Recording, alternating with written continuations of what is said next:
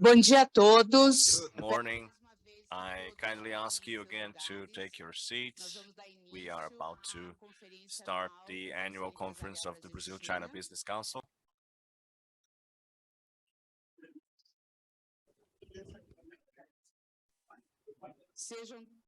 Welcome, everybody. This year, it will be the first time our conference takes place hybridly with your participation here in person and many other people who are sharing this with us online. So the topic for this conference this year will be Brazil-China, building bridges in a new international order. I am Cláudia Trevisan, the Executive Director of CEBC. Our meeting takes place in a multiple transformation moment globally, a government transition in Brazil, and a development model transition in China. So in order to discuss different aspects of this transformation, we have this morning an excellent agenda with the participation of representatives from government, a multilateral institution, businesses, and specialists in China. The languages for this event will be Portuguese and English. Whoever needs interpretation, please grab your headsets at the entrance of this room. I would like to especially thank the companies that made it possible to be here today. So the annual conference of CEBC as the master sponsor of Vale, the golden sponsorship of Comexport and Suzano, and the silver from Marcos Cavalcanti Real Estate Incorporation. So in a few moments, we are going to start with the arrival of Mr. Vice President and the co-president of the China-Brazil Committee for High-Level Cooperation, COSBAN, Antônio Hamilton Martins Mourão. And COSBAN is the main instrument for dialogue between Brazil and China. And since we started, Vice President Mourão has been very active in having the gatherings with his counterpart, his Chinese counterpart. So we hope this dialogue will keep going with his arrival here at the Senate next year. Let's just wait for a few minutes for him to enter the room.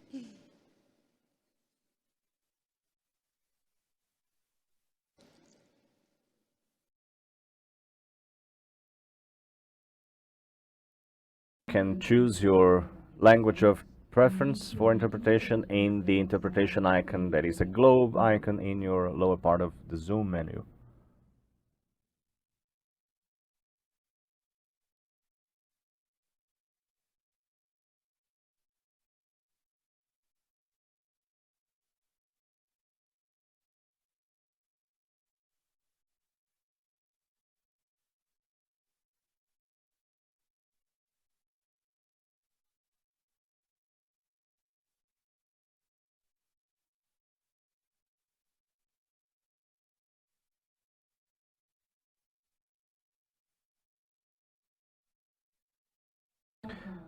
I have the pleasure of inviting to the stage the Brazilian Vice President, Antônio Hamilton Martins Mourão, and the Chairman of the Brazil-China Business Council, Ambassador Luiz Neves.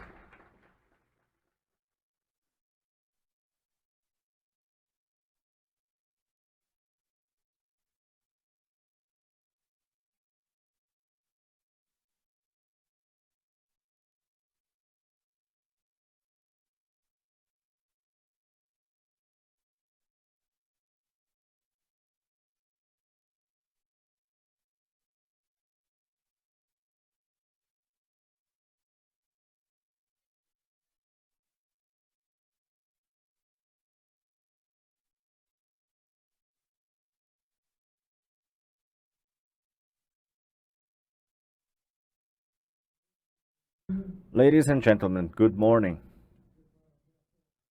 I am now opening the annual conference of the Annual Conference of the Brazil-China Business Council 2022. I would like to first thank you for your presence here, Mr. Vice President Hamilton Mourão, for your presence in this conference and for your support given to the Brazil-China Business Council during the last 4 years, and also for considering the CEBC suggestions during the many topics that we came up with during the meetings of the China-Brazil Cooperation Commission, the COSBAN, with the chair held by you. And I also thank the authorities for being here, Mr. Alexis Giacomelli, Director of the Investment Department at the House of Ministry of Foreign Affairs, Ms. Santos from the Ministry of Foreign Affairs and the Commission for Brazil-China Relations, Vice President of the Private Sector of the Development Bank for Latin America, as well as the ambassadors Marcos Caramuru de Paiva and Rubens Barbosa. I would like also to say thank you for the presence of Mr. Hong Guan, the President of the Brazil-China Offshore Oil Corporation in Brazil. This company is holding the chair of the Brazil-China Business Council. And also Mr. Koi In Hui, Executive Secretariat of the Brazilian Association of Chinese Companies, ABEC. He is the representative in Brazil for the China Council for Promotion of Trade and Development. Thank you to the members of the Brazilian Association of Chinese Companies, ABEC, and the associate companies that are members of CEBC and the other guests. Finally, I would like to say thank you to our sponsors.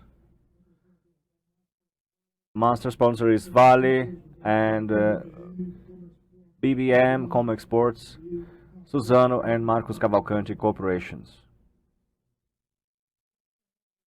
It is commonplace now to speak about the relevance of the trade and financial relationships between Brazil and China. Bilateral trade, as an example, we have many records of trade during the last few years. In 2021, the exports from Brazil have reached $87.7 billion, and the imports reached the mark of $47.6 billion.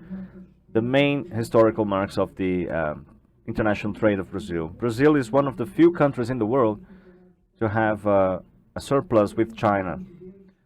Up to October 2022, our trade with China went to $25 billion, a value that is superior to the commercial link between Brazil and Argentina, just as a comparison. And regarding the Chinese investments in Brazil, we have to highlight that last year Brazil has been the main destination of Chinese investments in the rest of the world.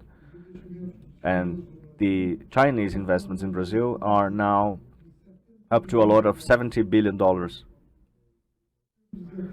I also have to say that despite the predominance of energy investments, especially electricity and oil, the Chinese inputs in Brazil are very diverse, including areas such as the manufacturing industry, agriculture, infrastructure, information technology and services sector, especially the financial service sector. The Chinese companies investing in Brazil are present in all regions of Brazil and in at least 23 states in Brazil. We are now in a transition period, both in Brazil and China. New moments for the politics in both countries are coming, and since the retaking of the diplomatic relationships between both countries in the 70s, we have had continuity of this relationship, which is effectively a state relationship. Brazil-China relations are amongst the most institutionalized in our foreign policy, with forums such as COSBAN and BRICS. In addition to the joint action plans between both countries, just to mention a few examples. During the last Congress of the Communist Party in China, carried out in October this year, Xi Jinping, the president, has enrolled national security as Peking's priority. So the new concept was the food safety, energies, and the energy safety, which Brazil can attend to China as few countries in the world can. And the Chinese president has also highlighted that their country has to prioritize the economical sustainable growth and environmentally sustainable growth with innovation technologically and socially. The message from China makes it evident that there is a huge compatibility between the development objectives between that country and the areas that Brazil has competitivity in globally. On the Brazilian hand, we have space for the growth of trade and investments based in sustainability. Areas such as agriculture, cattle breeding, mining, low carbon mining, we have the potential to leverage sophistication which is naturally complementary. On the Chinese side, there is a lot to offer to Brazil, not only in the search for sustainability, but also in the reduction of infrastructure bottlenecks, such as using projects for transportation, logistics, and technology, information technology, which is something that China is acknowledged worldwide. So there is a lot. The opportunities are big. The opportunity windows are huge, but we need each part to do their homework, so to speak. That is our great challenge. It is the challenge of Brazil-China relationships now. And that being said, I will pass on the floor to Vice President Mourão in order to say a few words, and thank you again, Mr. Mourão, for the support as chairman of the Brazilian session of the Business Council, Brazil-China Business Council. Vice President Mourão, you have the floor. Thank you so much.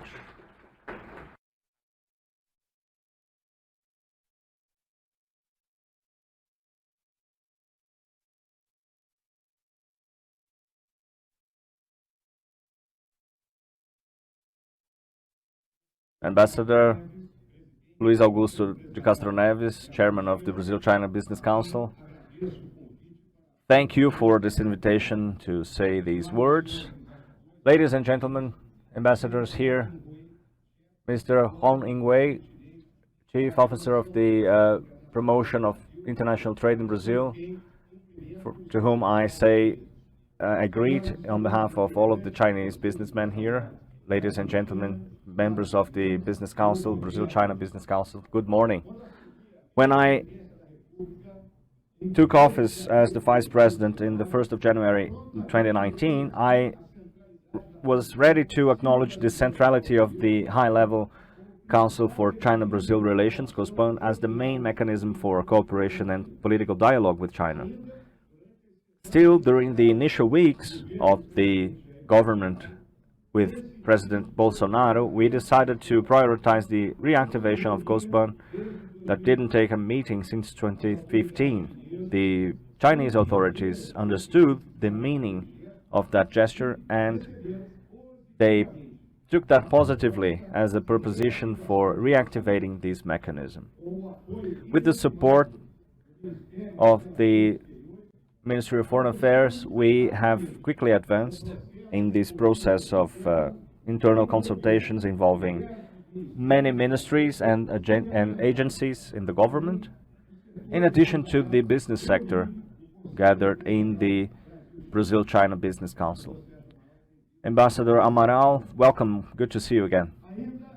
Still, in May 2019, with less than 6 months of the Bolsonaro president term, I went to Beijing to have the 5th session of the Commission with a memorable agenda for meetings with the highest authorities of the Asian power. The 5th COSPAN has paved the way for the visitations, which were equally successful for President Bolsonaro to go to Beijing in October that year, and in addition to that, re-establishing this direct channel of communication with the Chinese government. I had the satisfaction of counting on the Vice President Wang Qishan as the co-chairman of the COSPAN on the Chinese side, representing his country's positions with determination and pragmatism, not letting behind the huge support for Brazil. COSPAN has kept during those 4 years this regular agenda for meetings that have been productive. With the 6th meeting held in May this year, still virtually due to the restrictions imposed by the COVID-19 pandemic, to Chinese authorities taking trips abroad. I was sorry to see that the virtual format wouldn't be allowing me to retribute this hospitality and kindness that we have been received in Beijing with. Despite that, the sixth meeting has accomplished its mission, and we strengthened the basis institutionally for the relationship between both countries. The documents and strategies that guide this bilateral agenda have been updated, and the institutional design of the mechanism has been cleaned out. And with this, the sixth meeting has reaffirmed the role of COBAN as the privileged channel for dialogue politically about the relationships between both countries, including the definition and aspirations that are common to both countries. The Business Council, Brazil-China Business Council, has been a first-tier ally for both of us. In addition to being a communication channel between both governments and the business sector, CEBC has been playing this important role of contributing to the elaboration of a view that is more and more strategical about the relationships between Brazil and China. The engagement of the private sector in both of the last meetings of COBAN has proven that once again that the business sector needs a partnership that is broad and strengthened between both countries. Trust and long-term vision are more and more valuable assets in the context of this turbulent context that we have internationally in the beginning of the 21st century. The war in Ukraine has made the vulnerabilities from COVID-19 worse due to the dispute between the geopolitical assets between China and the United States, and also the more and more frequent accidents that we have along the way. The international trade has been watching the return of inflation and debt, not to mention the lack of organization between many logistical links that have protectionist measures and unjustifiable measures. The central banks of the main economies have been executing during the last few years a policy for monetary tightness to deal with inflation. On the long run, this policy will make the interest rate higher, increasing the cost of credit and leading the global economy to a scenario of recession and systematic debt. Insecurity in the food and energy sectors are a threat for health, employability, and the well-being of billions of people in different continents. In such a context with so many uncertainties, Brazil needs to take action with pragmatism and flexibility, always cultivating and fostering interlocution, dialogue between our main partners internationally. Our agribusiness sector has become a trustworthy supplier of agricultural products with quality, with competitive prices, and made sustainably. Thanks to the expressive development of technology in agriculture in the tropics, our country has become able to produce food in order to preserve the environment at the same time, with less levels of gas emission for greenhouse effects, and without the loss of biodiversity. So we count on the energy matrix that is the cleanest between the big economies in the world. And the recent investments in renewable sources, including green hydrogen, has reinforced the position of Brazil in the context of transitioning globally in the production of energy and the path towards an economy with the lesser number of carbon emissions. So China is recognizing Brazil as a trustworthy partner and full of opportunities. Bilateral trade keeps generating high surpluses for Brazil. We already mentioned the surplus for January to October, which was $51 billion. About half of that figure, which is about 25 billion, would be from China alone.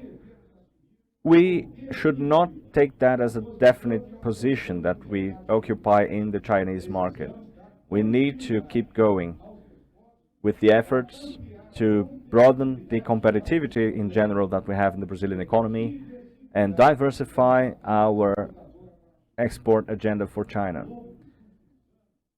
During the last few years, we have advanced consistently with the export of beef, and we have contributed to the food safety of the partner country in the context of the great losses that have been generated by swine flu.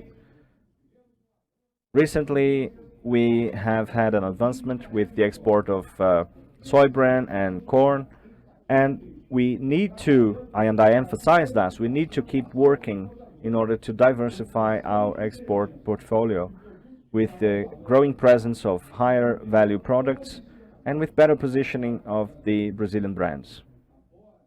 After the long waited for disacceleration of this post-pandemic phase, the Brazilian investments in the Chinese investments in Brazil have been resumed, and this acceleration has proven the maturing of this relationship and the coming up of new opportunities for trade cooperation.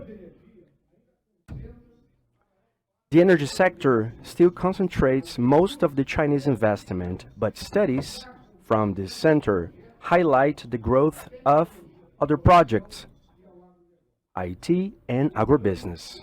We count with a consistent history of cooperation in science and technology, and we expect to see it expanded in the following years. In the next week, the Foreign Affairs Ministry will promote a seminar about the 40 years of cooperations in science and technology between Brazil and China, a historical landmark of our bilateral understanding that will be where we'll celebrate its main results and also consider the priorities for the future. Important technological advancements were obtained through the Sino-Brazilian satellite program for terrestrial observation. Also, we should mention the Brazil-China Center for Energy and Climate Change, a result of a partnership between the Post-Graduation and Research Institute for the University of Rio de Janeiro and the University Tsinghua.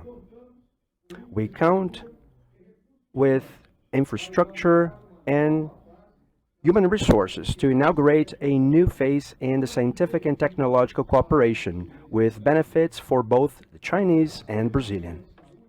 The cooperation in terms of health has received a renovate boost in the context of the pandemic.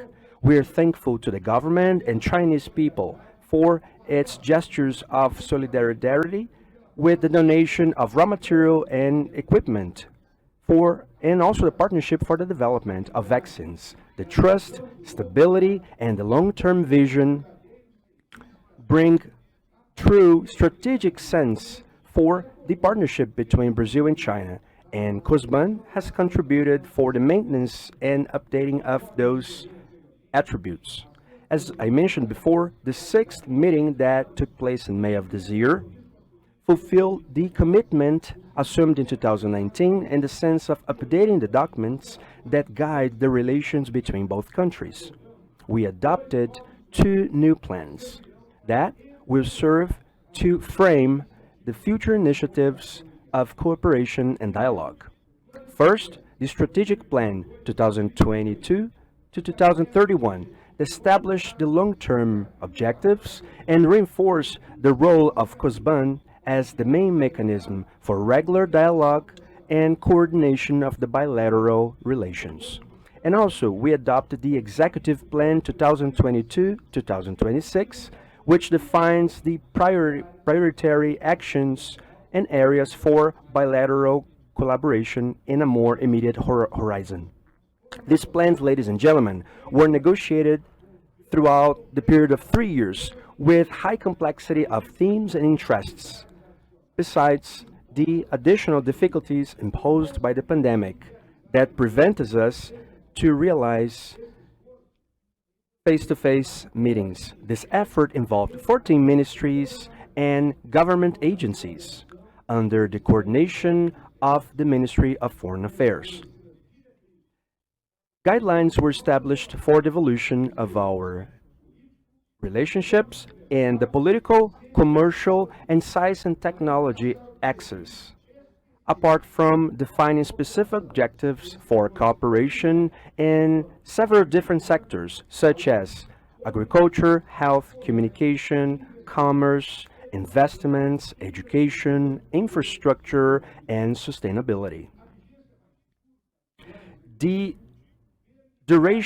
shorter duration of the executive plan will allow the bilateral actions in the context of the international conjuncture, avoiding the outdating of the document and stimulating the continuity of the dialogue, a constructive dialogue about our agenda.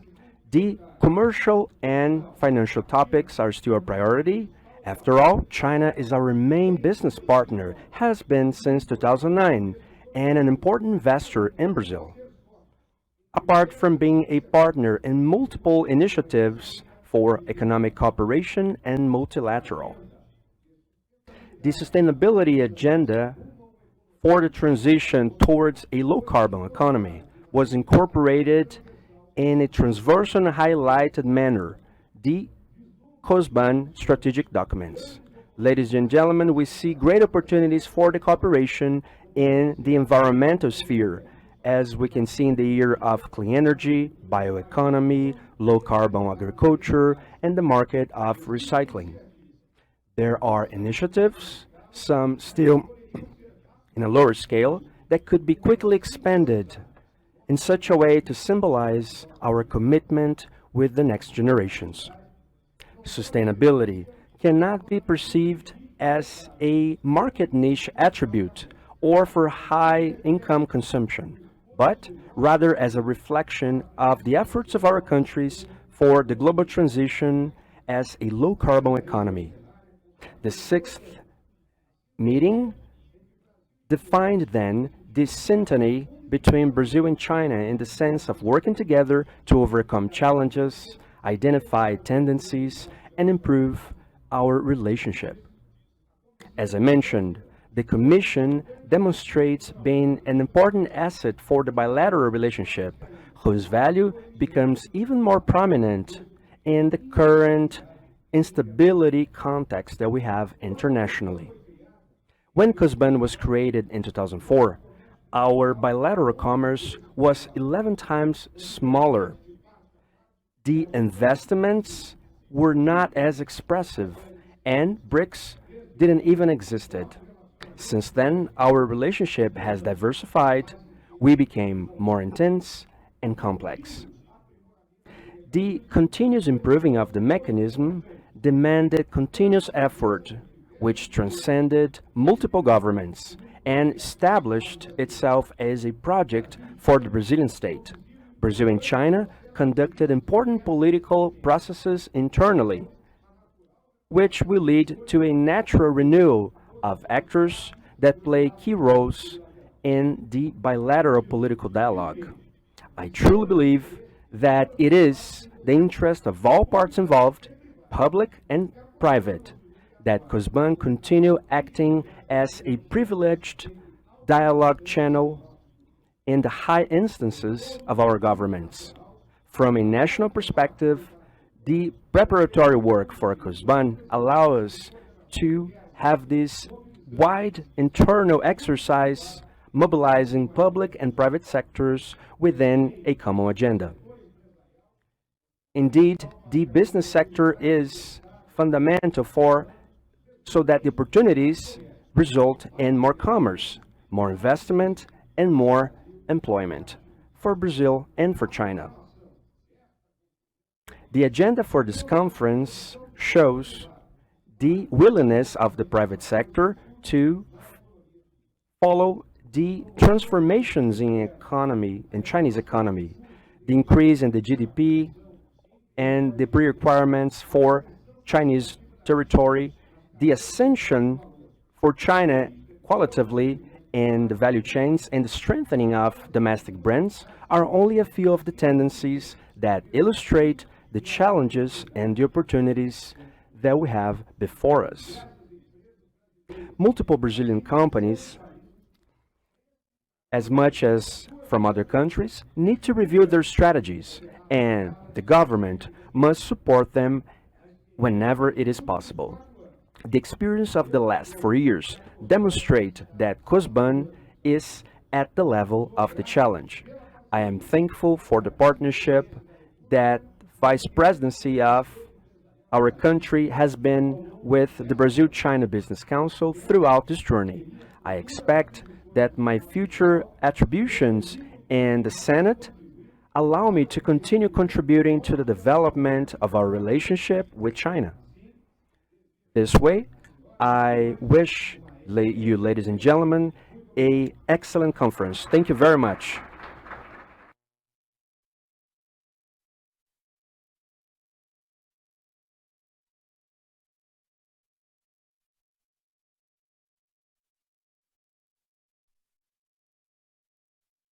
I thank the words of the Vice President, and you have been a constant speaker for the CEBC, and we expect to maintain this dialogue channel when you are in the Senate.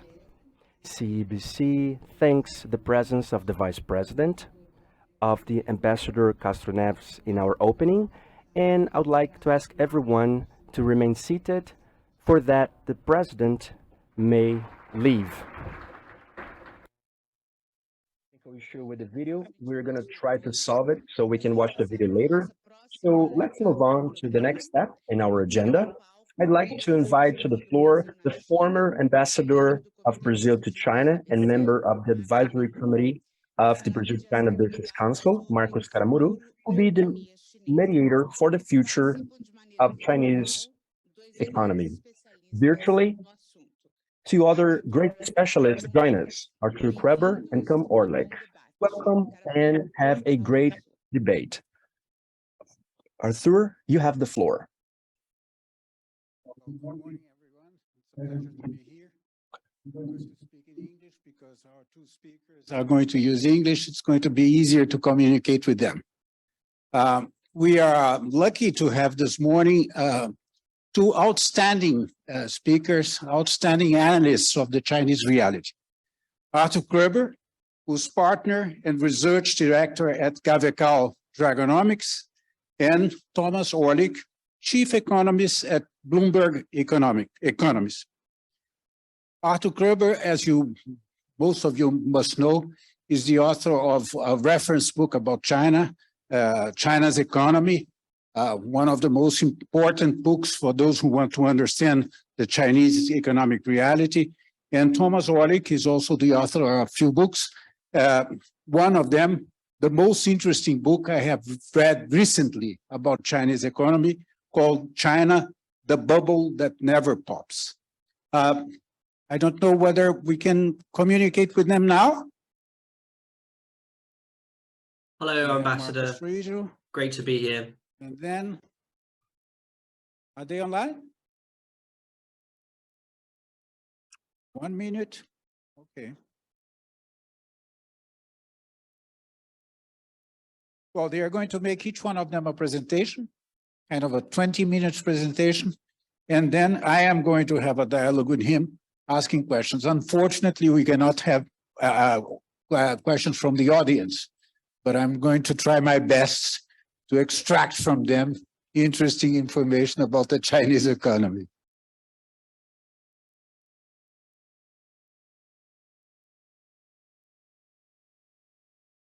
Tom is there? Hello, Good morning, Ambassador. Tom. Good morning. It's a pleasure to see you again. Great to be here.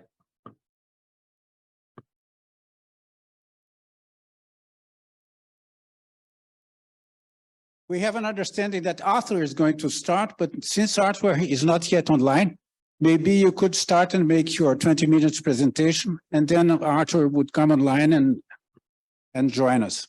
Sure, I'd be happy I to have do that. already introduced you and spoken about your very interesting book, China, the Bubble That Never Pops, which is the most interesting book about Chinese economy I have read recently.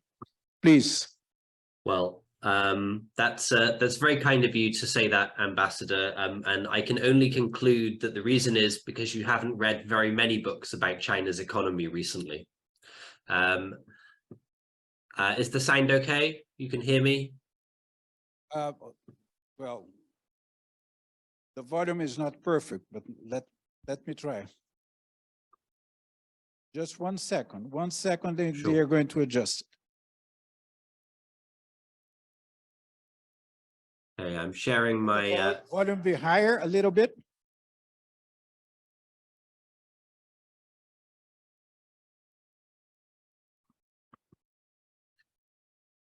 okay. Shall I If you make can speak louder, this is going to help us. Can you? Sure. I can with this. Is this okay?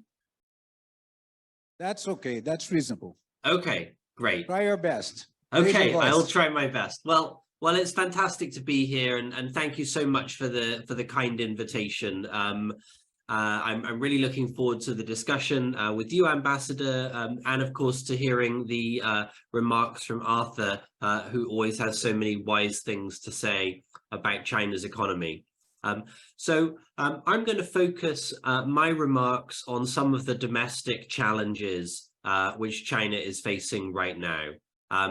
In particular, I'm going to talk about the challenges of COVID-0, the property sector, what's happening with the Common Prosperity Agenda, President Xi's attempt to introduce more equality into China's economy. And I'm going to talk a little bit about the political situation following the Party Congress.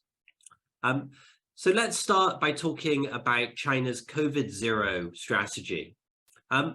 Now, the starting point for thinking about COVID-0 is to recognize that perceptions of COVID-0 are different in China to how they are here in the United States and in many other parts of the world. Here in the United States, the broad view is that COVID-0 is a mistake, a failure, a dysfunction of China's autocratic system. In Beijing, I don't think that's how they think about it. In Beijing, I think that they view COVID-0 as a success.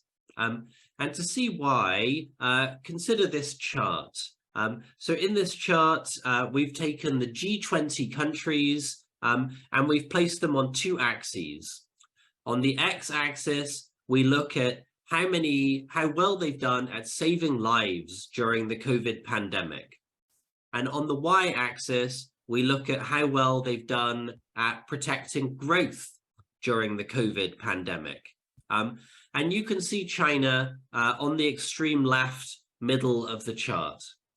Now, what does that mean? Well, it means that COVID-0 has come at a price in terms of protecting growth and jobs and prosperity. China's GDP in 2022 is not going to be where we thought it was going to be before the pandemic. But the price China has paid in growth for its COVID-0 strategy has not been particularly large compared to other big economies. And in terms of protecting lives, COVID-0 has been remarkably successful. Very few people have died of COVID in China. Certainly very few people have died relative to the enormous size of the Chinese population. So the perception in Beijing, I think, is not that COVID-0 has been a failure, but rather that COVID-0 has been a success. And successful policies, of course, we don't need to rush to change. So there have been some rumors in the press and in social media recently that China is going to be rushing to exit from COVID-0. My view is that that isn't the most likely outcome. It's about to be winter. Winter is not a good time to expose your population to new contagious diseases. There is still a lot of work to do to provide vaccinations to China's population, or even better, secure the leading edge mRNA vaccines and then get them into people's arms. And China's leadership transition is not yet complete. Top leaders have their party appointments. That's what happened at the party congress a few weeks ago, but they don't yet have their government jobs. That doesn't happen until the National People's Congress in March next year. My expectation then is that COVID-0 will substantially remain in place until the second quarter of 2023, and that when it is removed, that will be an incremental process. China doesn't normally go for big bangs on policy. They normally do things gradually, incrementally, and my expectation is with something as important as exiting from COVID-0, they'll take that gradual, incremental approach. Okay, let's talk a little bit about property. Now, there are some really, really serious challenges in China's property sector. As you can see in this chart, there's a very, very large amount of empty property in China. By our calculations, there's some 2.8 billion square meters of empty property there. And that problem of overcapacity, overbuilding, paid for with overborrowing, is finally hitting home with China's property sales and property investment falling quickly, and some defaults on their borrowing by some of China's biggest property developers. Evergrande, the poster child for excess leverage in the sector, now defaulting on its borrowing. Now, some people look at this situation and say, this is the end of the Chinese growth story. This is like Japan in 1989, when the bursting of the real estate bubble provided the trigger for the end of Japan's growth miracle. Or this is like the United States in 2006, 2007, when the subprime crisis triggered the great financial crisis. Now, that is certainly possible. China's property sector is very big. There is a huge amount of overcapacity, and there are strong links between the property sector and the financial sector. Banks have made a lot of loans to households to finance their purchases of a home. They've made a lot of loans to property developers. They've made a lot of loans to local government financing vehicles, which are themselves dependent on sales of land to repay those loans. So the nightmare scenario of property crash tipping into financial crisis is possible. Our view, though, is that it's not the most likely outcome. Why is that? Well, let me point to three reasons for moderate confidence in the outlook. So firstly, this is not a new problem. I remember back in 2011 taking a trip to Ordos in Inner Mongolia, which at the time was one of China's famous ghost towns, developments with lots of shiny new skyscrapers, but no one living in them. And even back then, we were talking about China's property sector being on an unsustainable trajectory. So this is not a new problem. And the fact that we are now in this moment where property sales and construction are falling and property developers are defaulting is not a chance. It's not a mistake. It's a deliberate decision by Beijing to deflate the property bubble. And that means that the situation in China today is different to the situation in the US in 2006, 2007, when the subprime crisis blew up, because in China, we are in a downturn which China's policymakers have picked or delivered or chosen themselves. The second reason for kind of moderate confidence that this could be controlled is that China's policymakers have a bunch of tools which they can use to manage the pace of decline. They can move down payment requirements, they can move mortgage rates, they can shift financing conditions for property developers. They could force state-owned property developers to buy private property developers and rescue their failing projects. Beijing is already using a number of these tools. My expectation is that they will continue to do so, and perhaps do so in an amplified way as they try and manage the decline in the property sector. And the third reason is that whilst China's banks and China's financial system is heavily overextended in their lending, and I'm sure has more bad loans than they are acknowledging on their balance sheets, China's banks are also extremely well funded. And banks which are very well funded don't tend to go bankrupt. So our expectation is that there will be a multi-year drag from China's property sector as supply adjusts downward to come into line with demand. And that's going to be a painful process which stretches out not just over 2022 and 2023, but probably for many years ahead. But our view is that China's policymakers have the tools they need to prevent that decline in the property sector tipping into some kind of financial crisis and recession for the economy. And also, just to end this part of the discussion on another optimistic note, it's not actually good for China's economy to spend around 30% of their productive resources on building empty houses which no one wants to live in. So whilst the correction in the property sector will be long and it will be painful, if at the end of that process, China is devoting a smaller amount of its workers and its capital and its ingenuity to the property sector and more to more productive areas like advanced manufacturing, then that will be a good outcome for China, and an outcome which enables them to sustain growth further out into the future.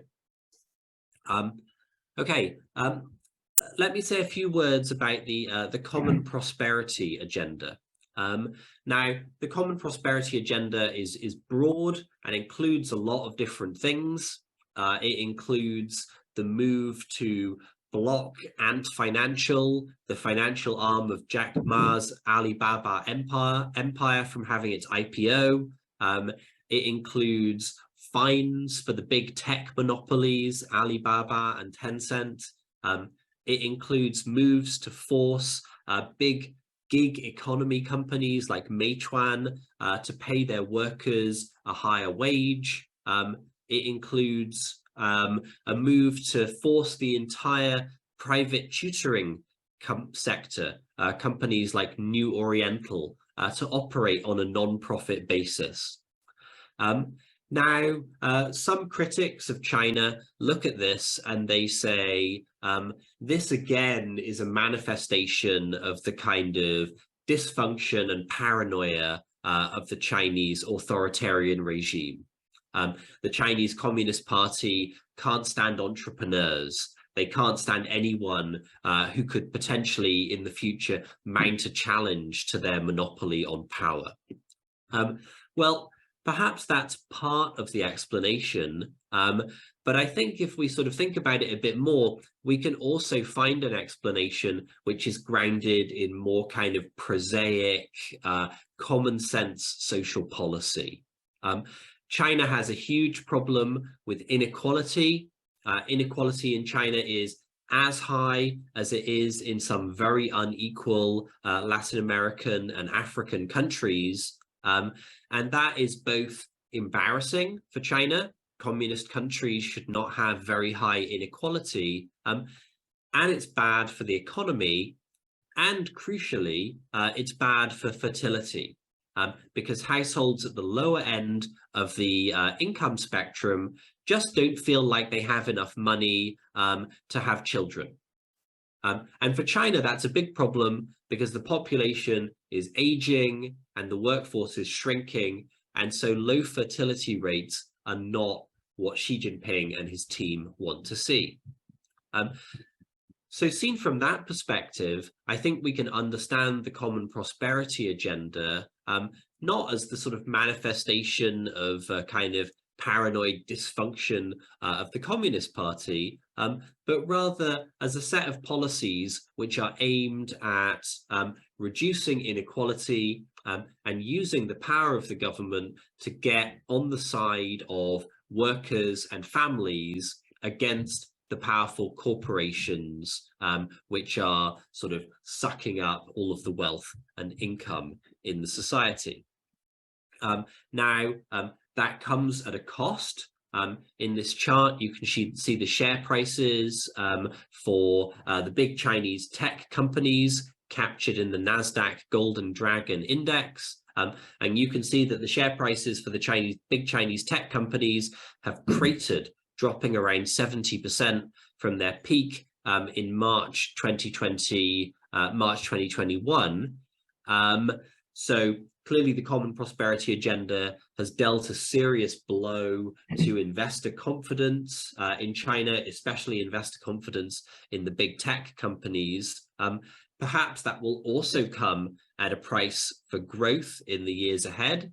If you dent incentives for entrepreneurs, perhaps you dent productivity growth, and that reduces your growth potential going forward.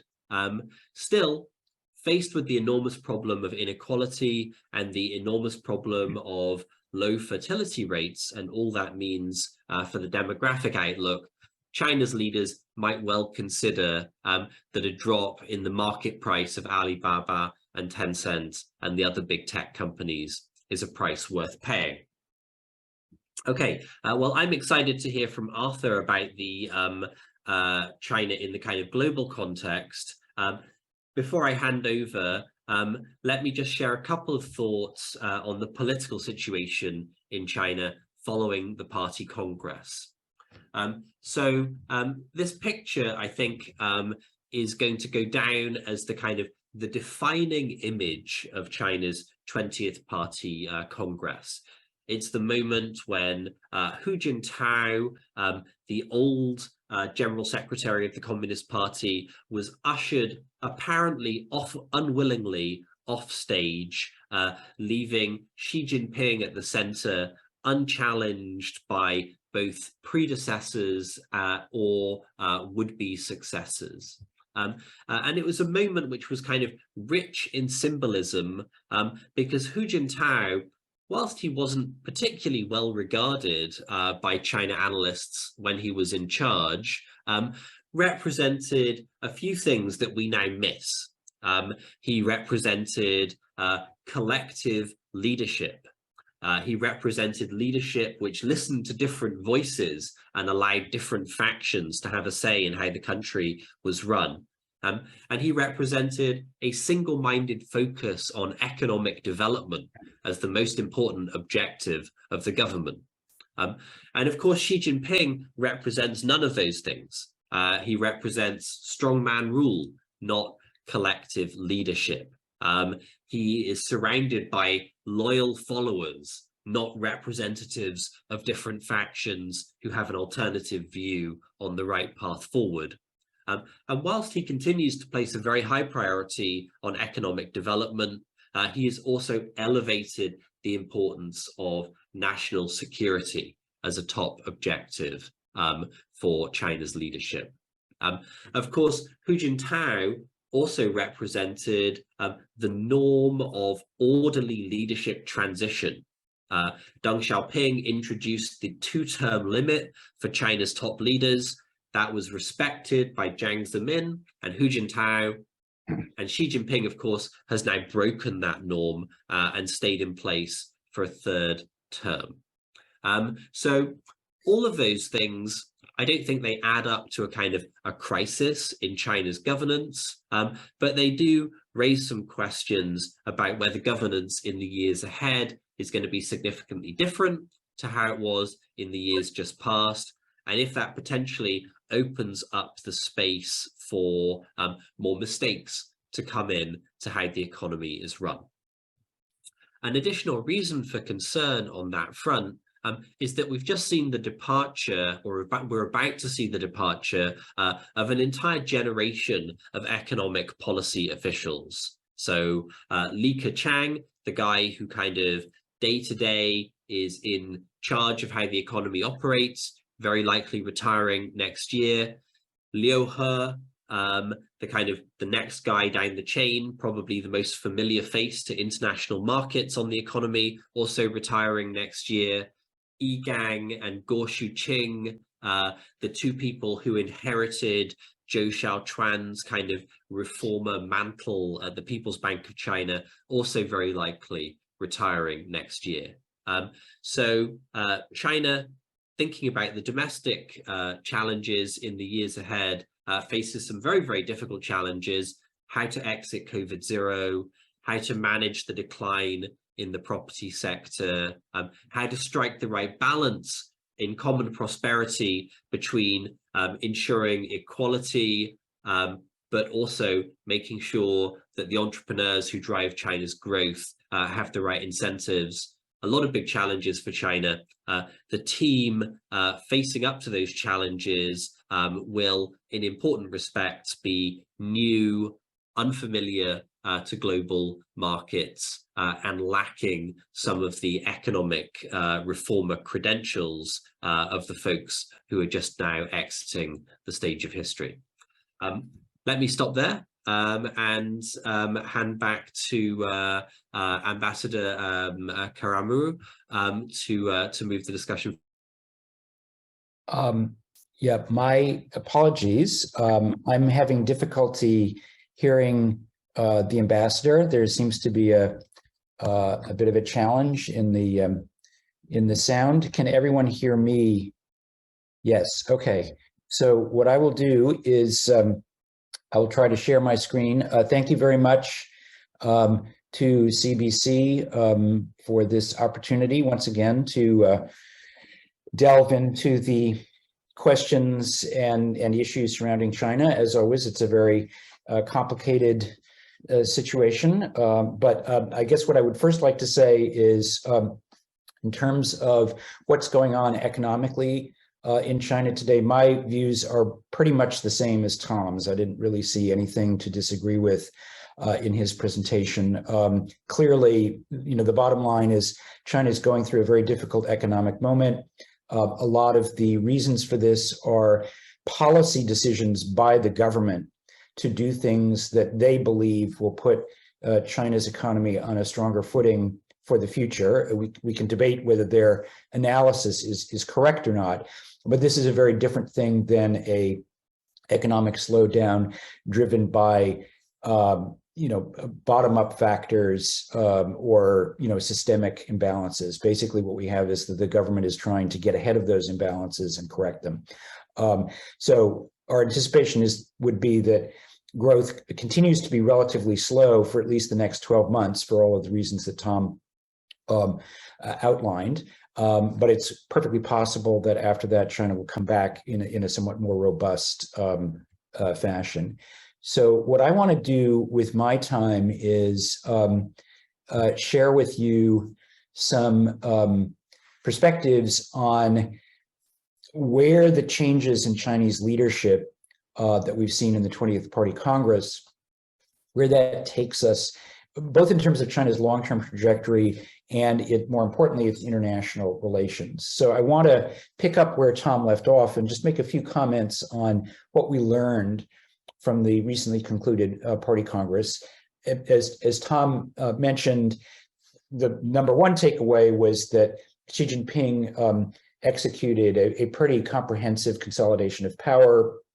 All of the people in the Politburo and the Politburo Standing Committee are clearly aligned with him, pretty much, and there's certainly no members of different factions that have significant political roles at this point. And I think a lot of the market reaction to this and global reaction to this has been negative, understandably, because where we seem to be heading in China is to more concentrated one-man rule.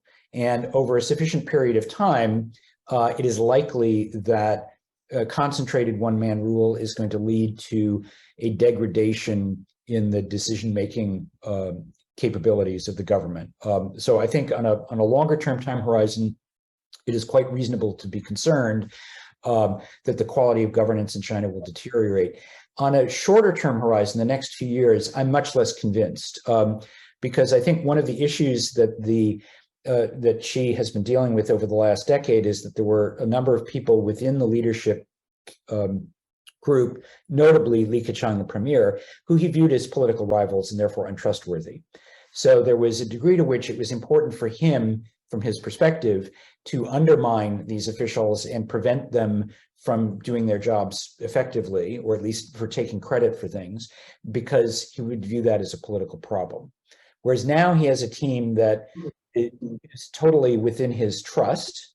And I think there is some reason to think that given that he has a trusted team, that he will allow them some leeway to manage the economy in a practical way to get the outcomes that he and the other members of the top leadership team would want.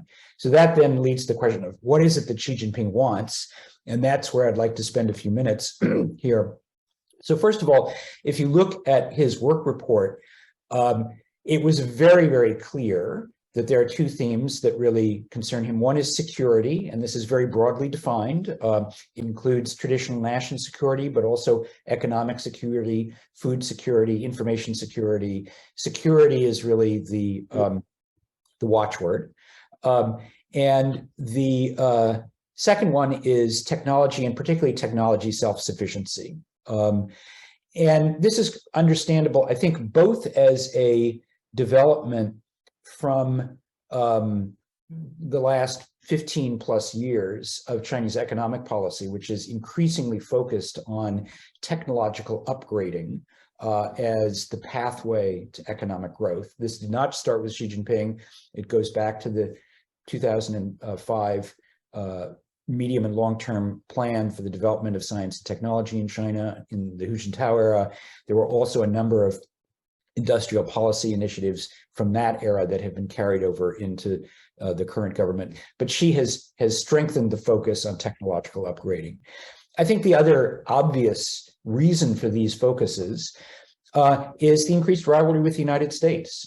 China cannot now count on a cooperative relationship with the US. The US is basically hostile. The US has basically made it clear that it is their strategy to try and retard China's technological development and prevent it from acquiring more advanced capabilities, not only in semiconductors, but in other fields as well. So with a more hostile United States determined to choke off China's sources of technology from the outside, it makes perfect sense from China's point of view to focus on a strategy of technology self-sufficiency. One other comment I'll make in this zone is I think we need to understand how Xi Jinping defines economic success. And my belief is that this is different from the previous definitions of economic success. So previous leaders basically looked at GDP growth as the index of economic success. So the idea was to maximize the rate of GDP growth.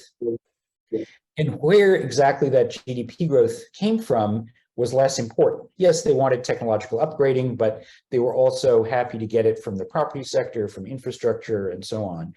And the key was to get a high rate of growth. I think it's pretty clear that Xi Jinping is much less concerned with the rate of GDP growth per se. This has been true throughout his first 10 years in office, but I think it's even more true now. And what he sees the economy fundamentally as a machine for the production of technologically intensive goods that serve the aims of the state. And he is less concerned about the economy as a dynamic system for allocating resources to their most efficient use, or even as an instrument for maximizing consumer welfare. Clearly, the Common Prosperity Program includes within it the idea that all boats have to rise in China and that he does want ordinary Chinese to benefit from economic growth. But the prime purpose of the economy is to make investments in technology-intensive industries, raise the technological level of the country.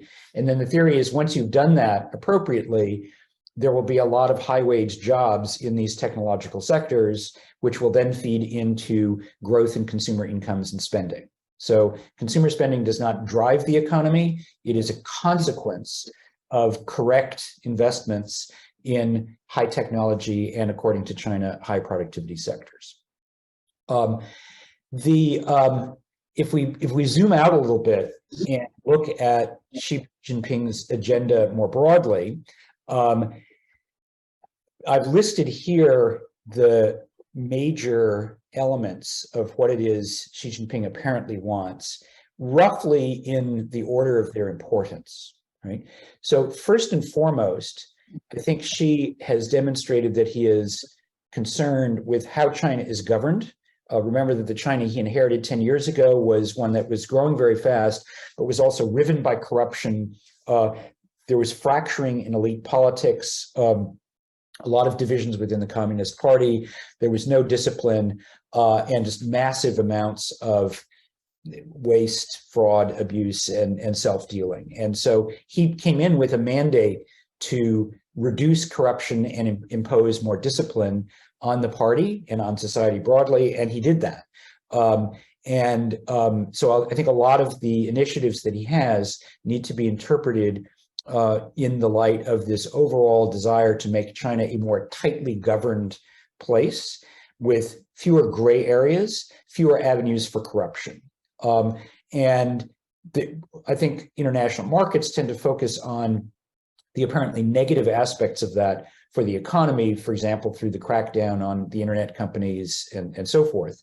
That clearly is a part of it. But I think it's also important to understand that the agenda of creating a more consistently regulated, less corrupt state is one that enjoys quite a lot of support among Chinese people.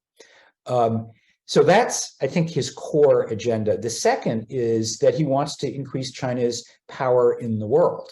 And he wants China to be a great power, and he wants China to be the hub of global economic network. And I've indicated a few of the objectives that lie within this objective. Clearly, there is a desire to make China the major power in Asia. And this puts it into direct conflict with the United States, which has considered itself to be the major power in Asia since the end of World War II. So that clearly creates a challenge. This is most sharply seen in the conflict over Taiwan, which I'll get back to in a minute. But clearly, there's a long-run objective to completing the restoration of China's sovereign territory, which, according to the communist narrative, was carved up by colonial powers in the 19th century. Taiwan is the last piece of historically Chinese territory that lies outside the rule of the PRC. And in the long run, clearly, the objective is to reunify. And then finally, China wants to have influence not just in its own region, but globally. And it wants to achieve this not through alliances, not through systems or multilateral structures, but mainly through increased ties of trade and investment with the rest of the world. And I think there's a little bit of a tension here, clearly, because China, on the one hand, is aiming for self-sufficiency for obvious reasons, but it is also aiming for increased integration with the rest of the world. So when you look at the economic policies, it has a focus on promoting domestic technology industries and companies, but it also has very much an open door policy for international companies to invest in China. They don't want that to slow down. In fact, they want it to increase. And a key reason for that is it creates leverage. The more that international companies are invested in the China market and depend on the China market for their growth, the more resistant those companies will be to actions by governments in Washington or Brussels or somewhere else to try and limit China's growth and limit China's interaction with the rest of the world. So it's a very complicated strategy. Finally, the view of the economy, which, as I've suggested, is subsidiary to these larger governance and global political objectives. The idea here is not that the party wants to go back to an era of central planning where the government distributes all resources and controls all assets. I totally agree with Tom that that perception of China going back to kind of a Maoist socialism is very overdone. That they are trying to regulate particular sectors of the economy that they find problematic, but they are not trying to squeeze out the private sector or entrepreneurial dynamism in total.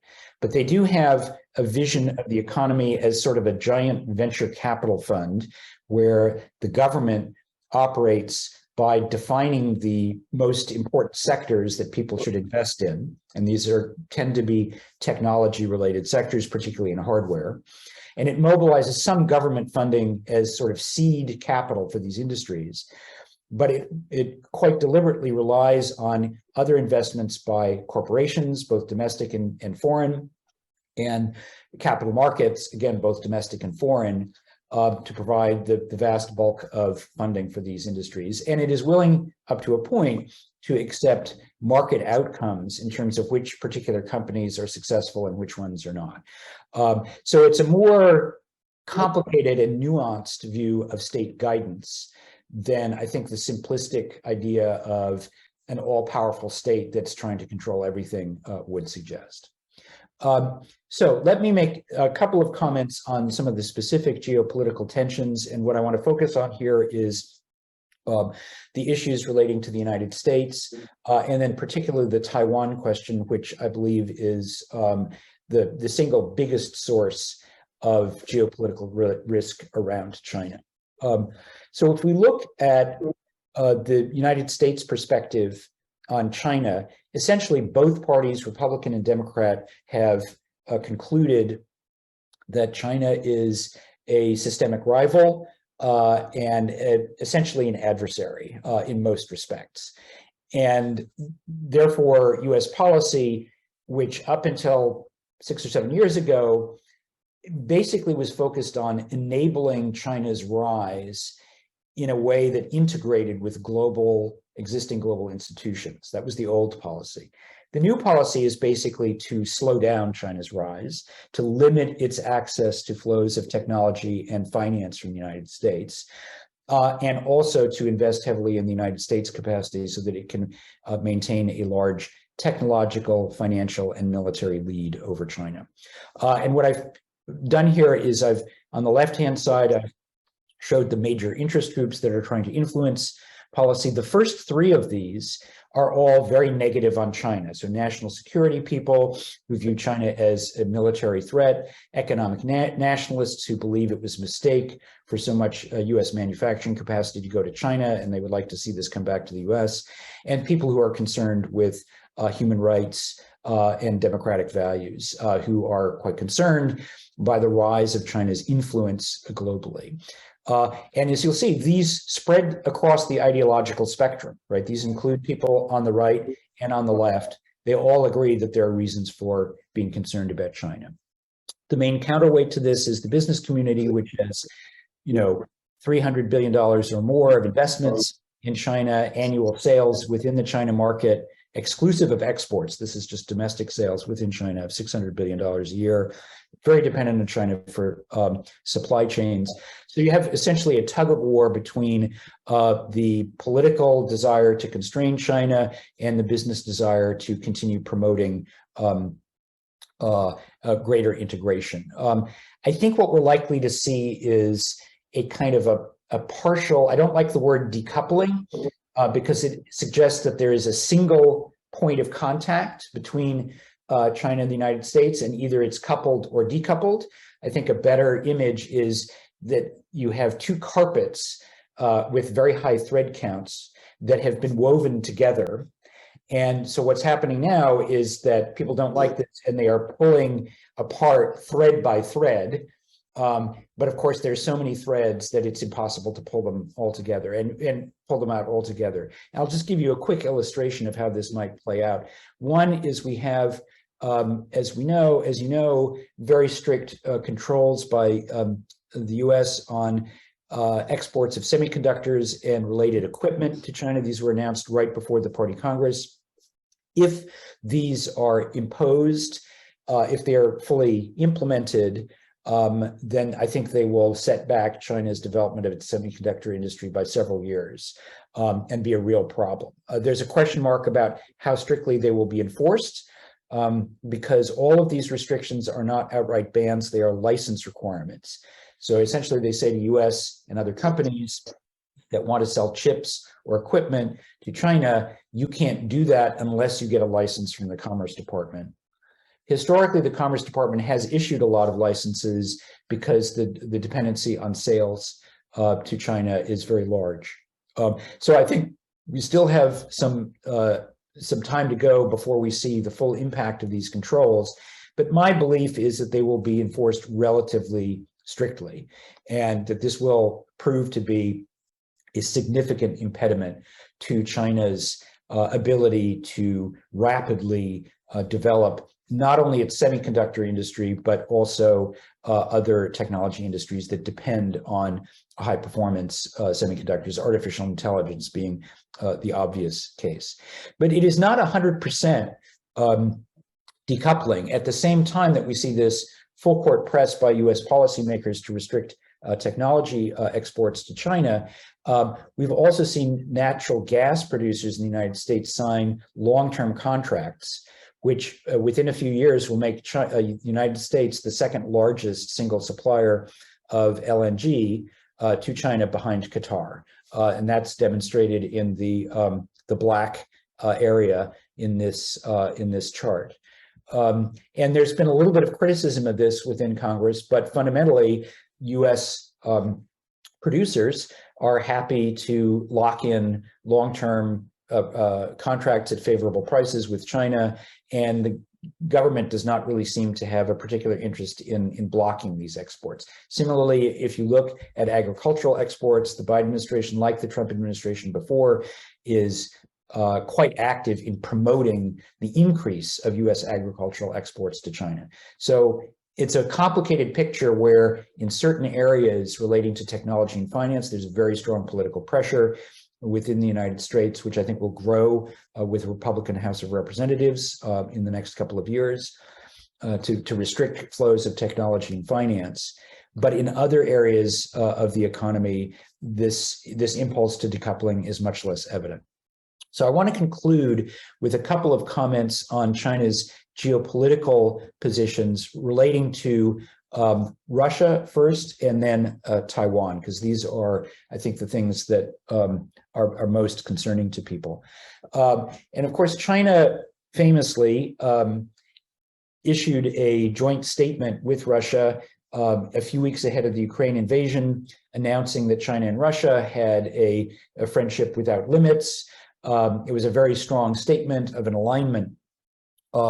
This has put them in a very bad position internationally. I do not think that that Xi Jinping knew that Vladimir Putin was planning to launch a full-scale invasion of Ukraine. I think he was probably somewhat deceived in that. So the intention of that statement was not to give a green light to Russia's invasion of Ukraine, but to indicate that China and Russia have a long-term alignment. And indeed, this has been the result of 10 years of careful diplomacy by Xi Jinping to solve problems with Russia and create a closer relationship. And I think the reasons for this are very clear and largely defensive. Xi Jinping a long time ago decided that the United States and China were headed on a collision course, that the US would inevitably be much more hostile to China's rise. And so with this belief in hand, it made perfect sense for him to try and cement the relationship with its next door neighbor, which is also heavily nuclear armed and which shares a 2,500 mile long border with China. It made sense to make sure that he didn't have to deal both with a conflict with the United States and with a conflict in Russia. And I think this makes a lot of sense. I do not think that there's any likelihood of the China-Russia relationship falling apart anytime soon. It is, however, limited. It is not an alliance. It does not require China to support Russia in terms of security. I think we've had some evidence that they have tried to put a little pressure on Putin to resolve the Ukraine problem through negotiation.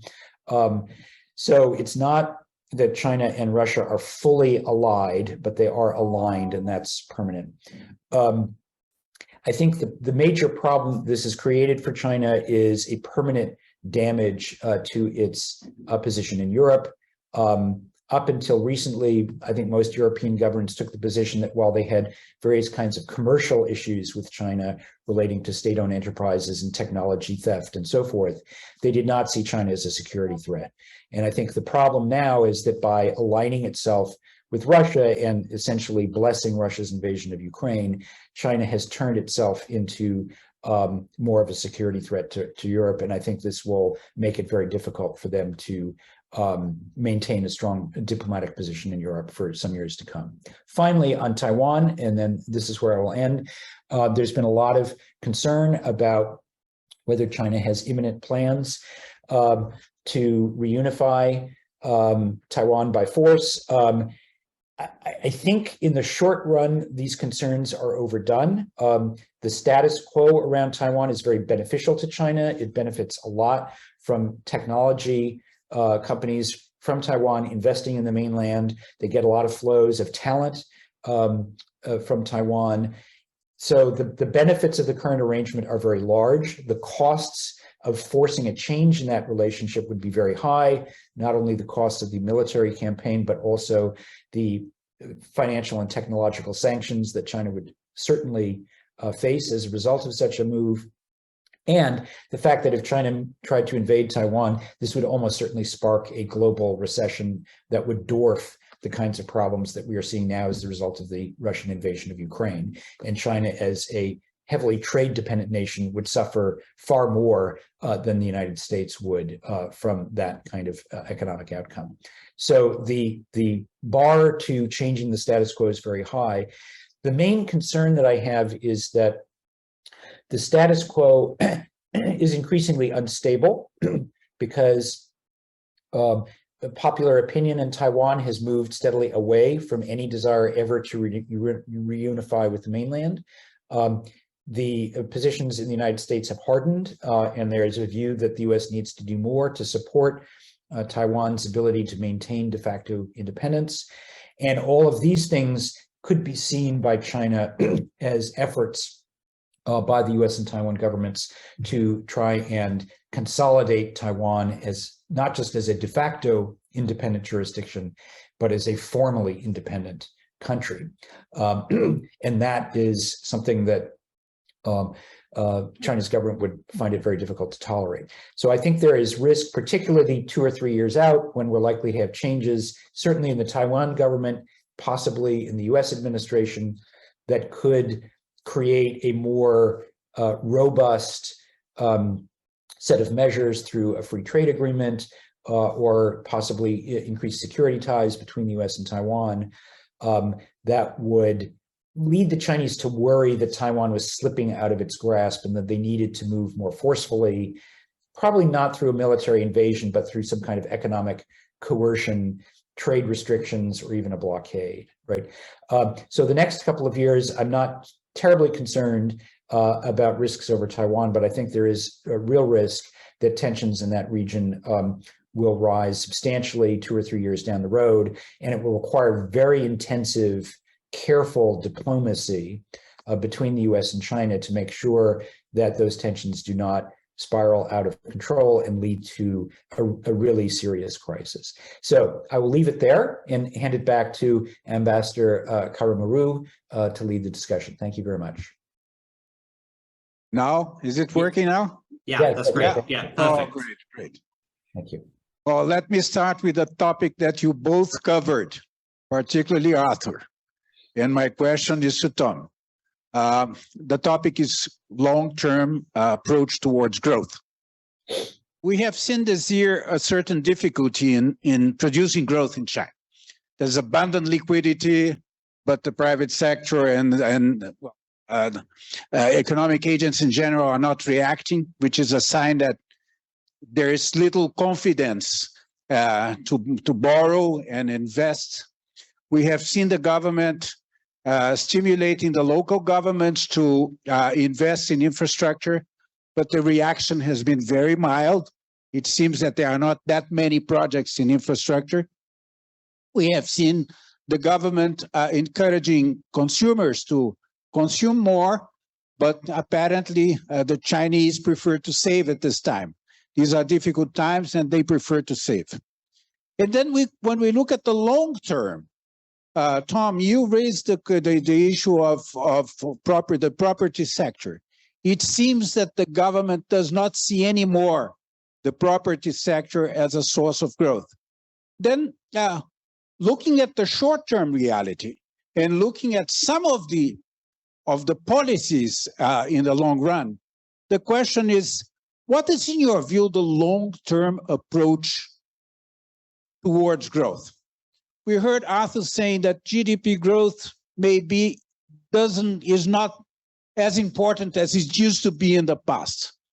That's fine. But what's your projection? How do you see growth in the long term? And if you had to make an assessment about growth rates for the next 10 years, what would be your assessment? Okay, well, it's a big question, and it kind of when we talk about all of these challenges right now, COVID zero, property, the challenges in geopolitics that Arthur mentioned, and then thinking about other challenges like high debt, negative demographics, it's understandable that people are kind of pessimistic about China's medium and long term, and it's kind of difficult to see where the growth is going to come from. So maybe I can just spend 1 minute explaining why I am still optimistic on China's medium and long term. And it's basically because of the combination of development space, enormous size, and government expertise. So development space, basically what that means is that China is still at a relatively low position on the development ladder. Japan stopped growing when its GDP per capita had reached 80% of the level in the United States. China's GDP per capita is just about 30% of the level in the United States. And what that means is that for the country as a whole, there's still enormous scope to grow by absorbing the technologies and the ideas which have made more advanced economies like the United States and Japan more productive. The second reason I'm optimistic about China medium and long term is because of the enormous size of the Chinese economy. And it's so obvious that China is big that we just overlook it or ignore it. But it's actually really important for thinking about China's development. Why is it a problem for the United States if China steals some IP, but not a problem if, I don't know, Jamaica steals some IP? It's because when you get an idea or a technology or some intellectual property and you put it to work in China's economy, because China's economy is so big, you can do things there at enormous scale, and that means you can do them more efficiently than you can almost anywhere else in the world. And so China's enormous scale combined with its relatively low level of development gives it a path to growth, right? Continue acquiring, buying, stealing in some cases, productive technologies, put them to work in the Chinese economy, operate at enormous scale, and produce world-beating competitive products. And then the third piece of the puzzle is government expertise. So that's something that I think for the first time in a long time, there are now questions about because of the transition that we saw at the Party Congress. But certainly for most of the last 40 years, China's government has been pretty formidable at using the enormous scale of the Chinese economy to lift China up the development ladder. My expectation is that once we get through the challenges of COVID zero, they're going to focus on that and continue doing that pretty successfully. So where does that leave medium-term growth? Well, I think that a sort of on an optimistic set of assumptions, once China gets through COVID zero and the first intensity of the property downturn, we could be looking at an economy growing at 4.5% out to 2030. But I do think that right now there are some big questions around that number. And you can imagine scenarios where COVID zero goes badly or stays in place for a longer time, or the property sector turns down more painfully than we expect, and 4% becomes more of a kind of aspiration than a reality. Can I just add one quick comment to that, if I may? Yes, go ahead. Very quick. Yeah, very quick, which is that just to put some context around this, if you look back at the history of Japan, Japan grew in the 1990s at about 4% a year, which was much lower than the 9% growth that it had enjoyed up through the mid-70s. And Japan in the 1980s growing at 4% was considered to be a very formidable economy.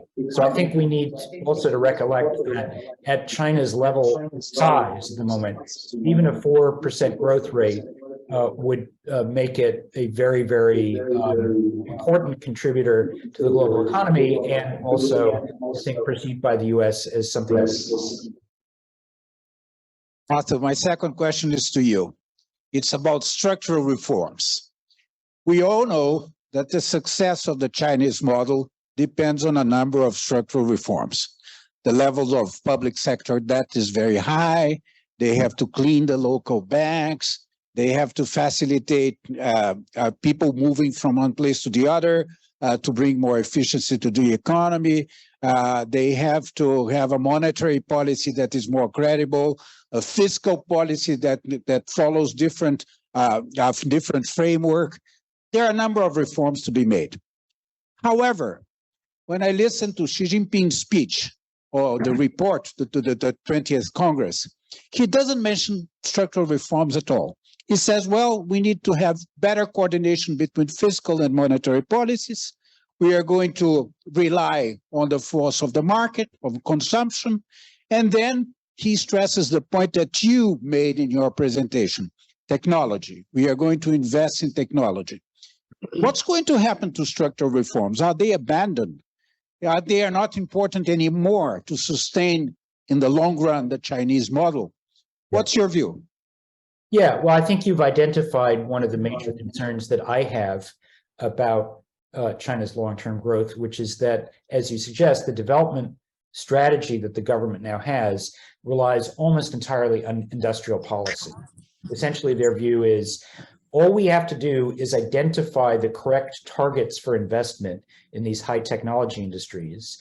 And if we do that, then we'll create a ton of excellent companies that generate a lot of profits and productivity growth. And that will solve all of our economic problems. And we don't really need to do that much in terms of reducing the state sector role in the economy or optimizing the financial and fiscal systems. And in fact, if you look at the financial system specifically, we basically have gone into reverse from about 2008, 2009 up and through 2016. We had a massive process of financial liberalization that created a lot of risk, but it also created a lot of channels for finance to flow to smaller entrepreneurial companies, and it was much more dynamic. And the government basically decided that was too unsafe, and so they've re-regulated the financial sector and moved the vast majority of finance back into the state-owned banks. And my personal view is that they kind of overdid it there. So yeah, I think this is a problem. The one thing I would add to this, though, is if you look back at the track record of outside analysts of China over the last 30 or 40 years, a consistent theme has been that China is making a mistake by focusing too much on investment and not enough on structural reform. We've heard some variant of that argument consistently for a very long time. And the reality is that China has been able to grow a lot through making very extensive investments, partly for the reason that Tom mentioned, they're very large. And so when you can scale things up, you get massive benefits from them. So I think we need to be a little bit careful in the, say, on the 5-year time horizon. I think it's quite possible that this industrial policy driven development strategy can work for the next several years. I think the longer it goes on, though, the more headwinds you're likely to face, because ultimately you're correct. Structural reforms in the enterprise system, in finance, and the fiscal system are necessary if China wants to keep growing fast on a 20, 30-year time horizon, and they're definitely not doing enough for that. My third question is to you too, Arthur. It's about the private sector. There's a lot of confusion now about the importance that the government in China attaches to the private sector. The question is, what is, in your view, the role of the private sector in the medium term? And what's the approach of the government towards the contribution of the private sector to growth? Yeah, well, I'll make a quick comment on this, but I think Tom probably will have some insights here. It would be useful to hear from him. So essentially, I agree with the comments that Tom made earlier, that we've seen a very severe crackdown on particular elements of the private sector. And I guess if I had to characterize common prosperity, I think it is largely about tycoon control. And a problem that developing countries for decades and centuries had is that when you spur economic growth, you create a class of tycoons who become not only economically very powerful, but then have some political influence. And it's always a problem for governments to figure out how to regulate these people appropriately. And I think, frankly, the rise of this very unregulated internet sector with private entrepreneurs who had total control over vast data sets about the Chinese population that could be used not just for commercial purposes, but potentially for political organization or other kinds of purposes. I think the government looked at this and said, this is the kind of stuff that should not be in the hands of private tycoons. These are by definition types of industries that need to be tightly regulated, because, and COVID was a good example. The entire surveillance and monitoring system for health in COVID depended on private sector apps controlled by Tencent and Alipay. And I think the government got very concerned about this. So we can distinguish that, however, from a view of the private sector in other industries, notably the hardware industries, where these kinds of political and social implications are much lower, and they're just producing goods that have an straightforward economic benefit. So I think the government is being selective in its crackdown. It's not against the private sector per se. It's against certain types of private sector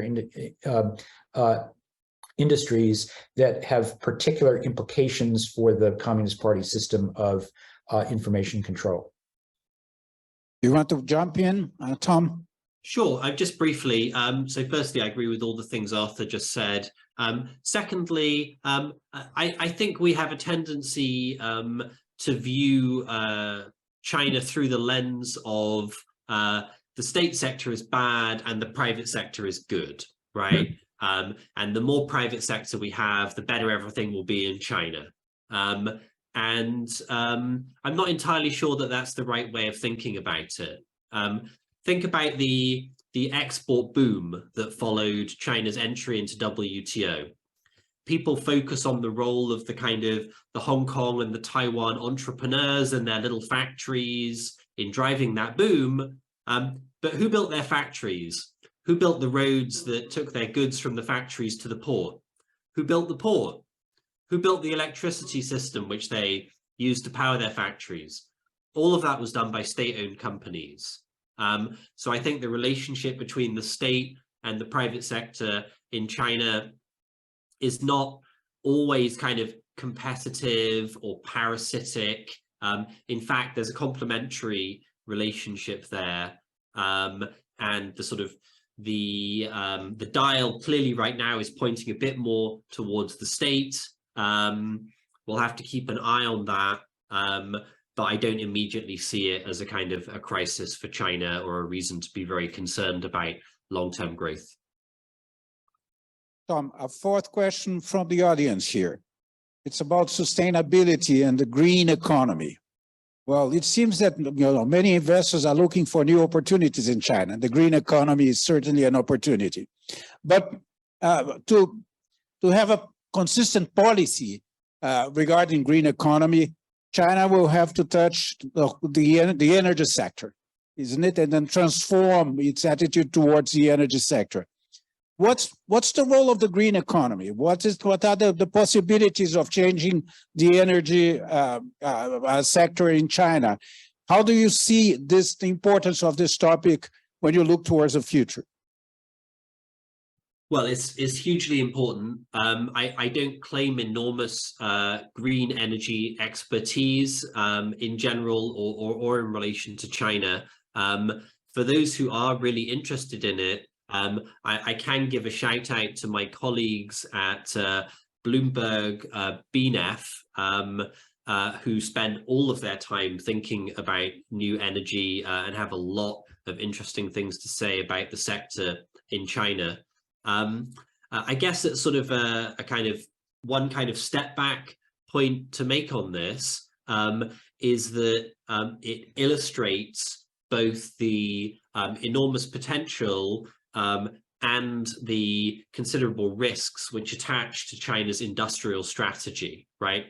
It illustrates the enormous potential because once China got their hands on the kind of the blueprints for wind turbines and solar panels and batteries, they were able to operate and produce those at such enormous scale that they very quickly produced world-beating industries, and the companies which originally had created some of those technologies in the United States and in Europe found themselves being pushed out of business.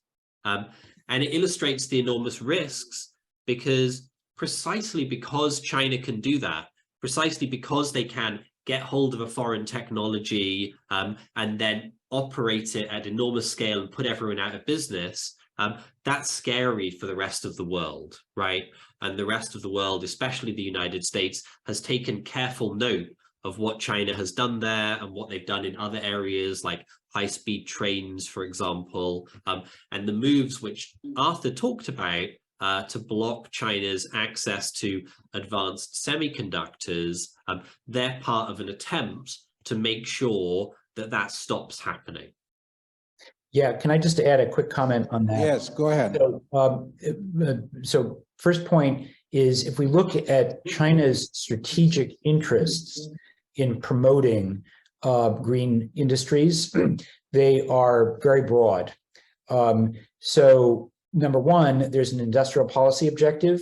China viewed solar, wind, batteries, et cetera, as opportunities for its companies to get in the ground floor of growth industries and establish globally important positions. And this was important to them because in a lot of traditional industries, China was so far behind that they could never catch up. So if you look at traditional vehicles, for example, passenger cars, China has never created a really persuasive global competitor in passenger cars. They were just too far behind. They could never catch up.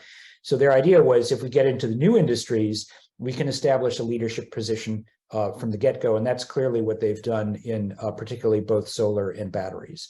So there's an industrial policy objective there that's very strong.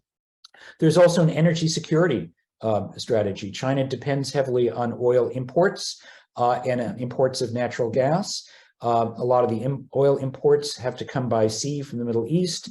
They are vulnerable to interdiction by the US Navy in the event of a conflict. The natural gas comes both by sea and by pipeline from parts of Central Asia that may not be that stable. So the advantage of renewable energies is that by definition, they are created locally. You don't have to import them. So as a part of a broad energy security strategy, renewables are very important. So I think we have to take China's green ambitions very seriously, not only because they have concerns about controlling pollution and climate emissions, but also because they have very strong industrial policy and national security reasons for doing so. One other quick comment is, if you look at the solar development of the solar industry, one of the reasons that China has become so dominant throughout the solar chain, ironically, is that 10 years ago, the US decided to put tariffs, very high tariffs on Chinese solar panel imports, because they were concerned about the rising competitiveness of Chinese solar imports. What this then did was it spurred the Chinese to say, look, we're going to have to create a soup to nuts, domestically controlled solar chain, value chain. So they used to import a lot of the raw material, the polysilicon, from the United States. Once the United States put tariffs on solar panels from China, China retaliated by refusing to buy US polysilicon, and then they created a completely dominant position in domestically produced polysilicon. And the reason I bring that up is when you think about what is the appropriate response by other countries, there is a tendency to rush for these protectionist tariff solutions. And this is a very good example of where that was completely self-defeating from the US perspective. It was a major error. And as we look ahead, we need to think of responses that are not going to be self-defeating. And these kind of protectionist responses, I think, often create more problems than they solve. We have time for one more question. So a question to both of you. The topic of this conference is building bridges in an uncertain world. And if there's a country that needs to build bridges nowadays, it's China. First, the difficult dialogue or the absence of dialogue with the United States forces China to build friendships all over the world. And I think in Europe is the first point. And we have seen this week, the visit of the Prime Minister of Germany going to China.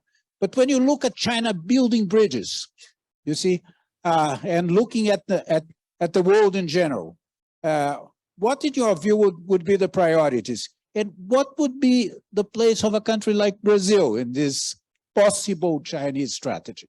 Tom, do you want to start? Sure. When we think about China's kind of going out strategy, I think there are some familiar objectives there. China wants to ensure that it has secure access to the resources it needs for development. Hard commodities like metals, soft commodities like agricultural goods, technology, and China also wants to have influence in the world, which is commensurate with its economic weight, right? Now, the shift in the US attitude towards China from regarding China basically as a kind of potential ally and a disciple and a stakeholder in the international system to regarding China basically as a kind of strategic threat and an adversary, I think has made that process more difficult and also more urgent for China. And the move by the United States and Europe to aggressively cut off Russia from access to various different technologies and access to the dollar financial system following Russia's invasion of Ukraine, I'm sure has further increased the sense of urgency in Beijing. Now, the United States would very much like to frame this as a kind of global Manichean struggle between good democratic free market countries on one side and bad authoritarian state-dominated countries on the other side. Now, many emerging markets, many big emerging markets appear to be attempting to resist that kind of that framing, right? India doesn't really like that framing. They have their own interests. Brazil, I think, also doesn't like that framing. They have their own interests. For big emerging markets like India, like Brazil, I think in a sense that kind of the combination of a China which is very keen to go out into the world to secure resources, to boost its geopolitical standing, and a China in an increasingly competitive and hostile relationship with the United States is actually a sort of a strategic opportunity. It's an opportunity for big emerging markets to gain benefits and gain leverage and gain market access and gain growth opportunities by retaining relationships with both sides of the East-West divide. Yeah, can I just conclude with a couple comments? Go ahead. Yep. So Go ahead. quickly, I totally agree with Tom's analysis. I just amplify with a couple of things. So first of all, I think both the United States and China bear a lot of responsibility for the breakdown in bilateral diplomatic relations. The US, as Tom has indicated, is captive to this kind of Manichaean notion of a struggle between democracies and authoritarians. And so we've seen, again, both parties subscribe to, I think, an excessively adversarial attitude towards China and a rejection of normal diplomacy as a way for solving problems. It's really extraordinary if you look at the deterioration of the channels of communication between the US and China, which up through 2016 were very robust. They were gutted by the Trump administration, and the Biden administration has basically done nothing to restore any of these channels. I think that is a major failure on the US side. China, on the other hand, by rigidly clinging to this zero COVID policy, has made it impossible for its diplomats, except in rare instances, to travel abroad, impossible for foreign diplomats to come in except under very onerous circumstances. And they've done a lot to cut off communications in the last few years, and they seem not cognizant of the cost that this bears to them. So I think both sides should take a lot more responsibility for repairing the bilateral relationship and just learning to talk about things that are difficult to talk about. And then finally, as Tom pointed out, I think that one of the most constructive roles that countries like Brazil and India and others can play in this is just to stick very firmly to their own interests and say, look, we're not going to pick sides. We have reasons for wanting to deal with the United States. We have very compelling national reasons for wanting to maintain constructive relations with China. This is not a battle of good against evil. This is a complicated world. And so you need to stick, very fiercely to your interests and try to press both the United States and China to come to a less black and white and more nuanced view of how the future world economy is going to be organized. Well, thank you to both of you. It was a pleasure to see you, even if through video, and to listen to your very rich contribution to our debate this morning. Thank you very much. Bye-bye. Thank Thank you. you. Thank you very much, Ambassador, for the moderation. Thank you, Tom and Arthur. Nós vamos ter breve coffee break agora. We are going to have a short break now, and I ask you to come back in about 20 minutes, and then we will have a panel with companies, and then we will have our closing remarks. After the closing remarks, we should all remain here for the lunch that we will offer in the next floor, E1. So I wait for you in 20 minutes. Thank you. Bom, vamos retomar os trabalhos agora. Se a tecnologia If technology allows us, we are going to now watch the video of the chairman of the new Bank of Development, Marcos. É prazer participar dessa nova edição da grande conferência Brasil-China, organizada pelo Conselho Empresarial. Queria saudar o vice-presidente Hamilton Mourão, senador eleito Hamilton Mourão, embaixador Castro Neves, diretora Cláudia. Muito impressionante pensar que Brasil e China, ao longo desses últimos 20, 22 anos, conseguiram construir uma avenida extraordinária. An extraordinary avenue in a relation that wasn't as dense to now one of the most important and prominent economic partnerships for the 21st century. I always like to remember that in the beginning of the century, the commercial chain between Brazil and China was around $1 billion a year. And now, the commercial chain for Brazil is $1 million every 60 hours. My impression is that these numbers will only grow. Brazil today represents around 40% of everything that China buys from around the world. A recent speech at the Import and Export Trade Fair held in Shanghai, President Xi Jinping mentioned that China, in the next 10 years, will buy around $25 trillion from the rest of the world, $2.5 trillion a year.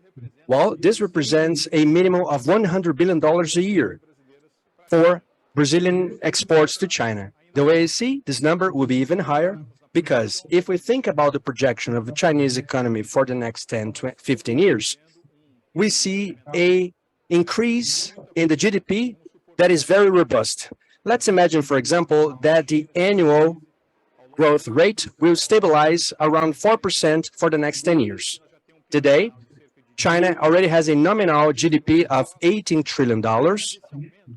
This increase in the GDP every year will be $720 billion. Well, if we once again we think from this perspective of the next decade, around 2032, the largest economy in the world will be the United States or China. The second largest economy in the world will be the United States or China. But the third largest economy in the world certainly will be this China that doesn't exist at the moment, but that will be created as a result of this increase in the Chinese GDP, because the accumulated in the next 10 years will surpass the numbers that we observe in the third largest economy in the world, which is the Japanese economy. In other words, we see a great potential here. And of course, this trade nucleus has been observed in other fronts of the economic and international relations sphere. China, throughout the last 25 years, has sophisticated and increased its participation in the world. China has become an economic superpower, and more, it is a radiant source of direct foreign investment. In 2021, as studies conducted by the Business Council showed, Brazil have become the main destination for direct foreign investment by China. I would say then for the next years, the Brazil-China relation and this bridge that we want to build for the future goes through a vertical deepening process and also a horizontal expansion. Deepening vertical, more trading, a even higher flow in the trading between Brazil and China. Deepening of the vertical of the direct foreign investment, especially considering that food safety has become one of the main priorities for the international agenda. And the infrastructure investment in Brazil is, among other things, a guarantee of a win-win partnership for both countries, in such a way that we're probably going to see an increase in the flow of investments in Brazil. But also horizontal expansion. We need to broaden the partnerships between Brazil and China in other areas. Also because these bridges that are being established, we work not only for a new international world order, but also for a new chapter in globalization. The way I see, this new chapter has 4 main pillars, and all of them will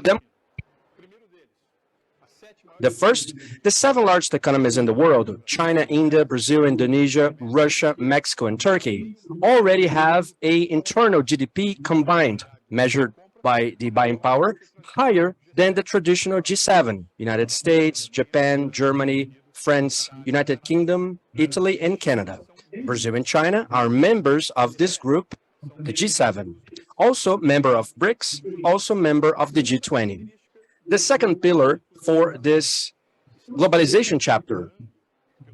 Around the world, new configurations are seen not only in the supply chains, but also the value networks, which open new opportunities for the relationship between manufacturing hubs, research and development and innovation, marketing between Brazil and China, especially considering that both countries are leaders in specific areas. Brazil, for example, was one of the first countries to establish leadership in the biofuel segment. China today is one of the countries that have more solar, has more solar panels and eolic towers than all the other countries in the world. A very fruitful collaboration. It's important to understand that the talent has become an essential aspect in our fourth industrial revolution. China and Brazil has some of the most important talent pools of our 21st century. And finally, it seems fundamental as well, the cooperation between Brazil and China in this metamorphosis of the infrastructure. Before, we used to talk about the physical infrastructure and the digital infrastructure. What we see now, it's emerging of those two universes with an intensive structure in technology. And of course, Brazil and China are founding members of the New Development Bank. This innovative experience on creating multilateral institution composed mostly by emerging markets, directed to the necessities of the emerging markets in this noble area, which is the infrastructure investment and sustainable development, in such a way that certainly Brazil and China will be seminal architects and engineers of this bridge that has been established for a better future. Thank you very much.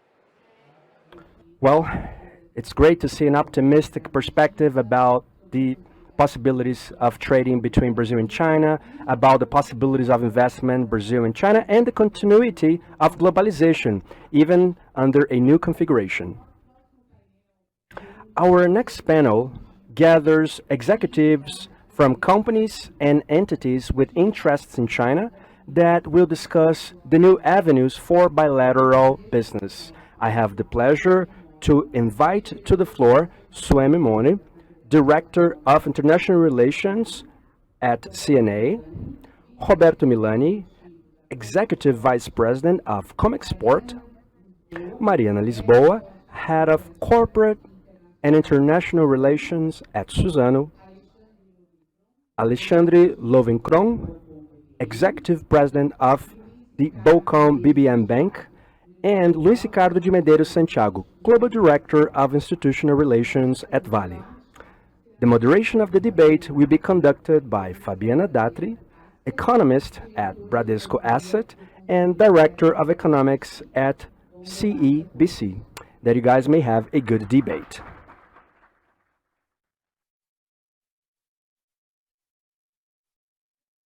Good morning, everybody. Still good morning, right? It is a pleasure to have you here in person, and also those of you who are watching online, welcome to this panel. 3 initial remarks, just so I don't take too much of your time, because you also have some important things to say. First of all, I want to link a little bit of what we heard throughout this morning. So, in my mind, I have topics that we have heard about for a long while now, and we have discussed that in other fora as well, and we are going to keep discussing them. So the political issues and the contexts that are just gaining complexity as the time goes by, and the globalization and the kind of agreements that we will have.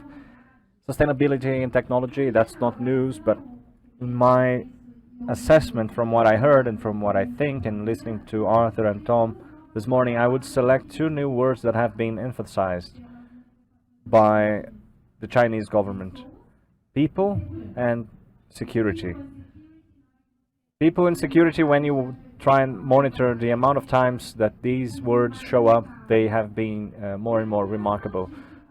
And so this combination of people and security in a very broad concept, you have to have an open mind in order to contemplate many fronts of those discussions about those 2 words. They generate development, and development in turn generates growth. And it is a challenge. It's not necessarily the equation that we sometimes are used to.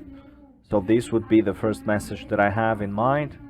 This equation of analyzing China as a starting point for our conversation today. So the second one would be that the advantage of having these companies of distinct sectors with distinct focuses, this agenda is going to have that decision of those companies represented here today, and nothing is better than examples in practice and challenges, and that's what we are going to hear about. And by the end of it, when we speak about the avenue, the path, it's not a short-term agenda. It's not thinking about 23. It's the actions that we are taking right now, and the country as a whole is taking right now. It's not for the next year. We are not. Sometimes we have been too much involved in this discussion of COVID zero coming to an end or not, but elected or non-elected. But we have been building policies, and one thing we learned from China is to be gradual in this build-up. It's not about discussing matters for tomorrow. It is about discussing matters for a long term, and the fruits of it will be shared today. So I'm going to talk to you now, and I will go through the speakers alphabetically. So I'll start with Alexandre. And this whole financial part that the Bocom BBM is involved with for obvious reasons, due to its action, this role as a bank, but also with the multipolarity of being in both sides of it. So what we have been noticing, Alexandre, is that these security and geopolitical decisions have been guiding the agenda.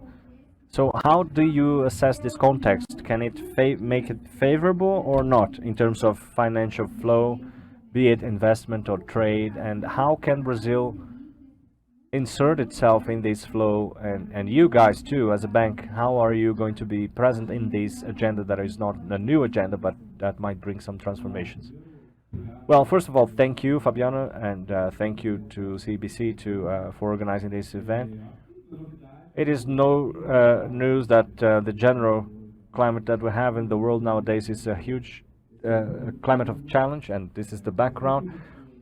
Talking to investors, both foreigners and national investments, I think we are sure that we have some worry about the next few years, a drastic change for many reasons that we can go deep into later, one by one. But now, to answer your question, I think I would say within this context, the relative position of Brazil in this is very favorable, and for many reasons, starting by speaking about this new configuration that is a certain reverse of globalization. I don't think anybody believes that this will be a very drastic change, but there is a movement that we can see that is a gradual and slow movement in the field between the United States and China, and those movements will bring some consequences in terms of reorienting the supply chains, but also the most recent focuses that we have had, be it COVID or the need to bring in supplies from different countries of different products.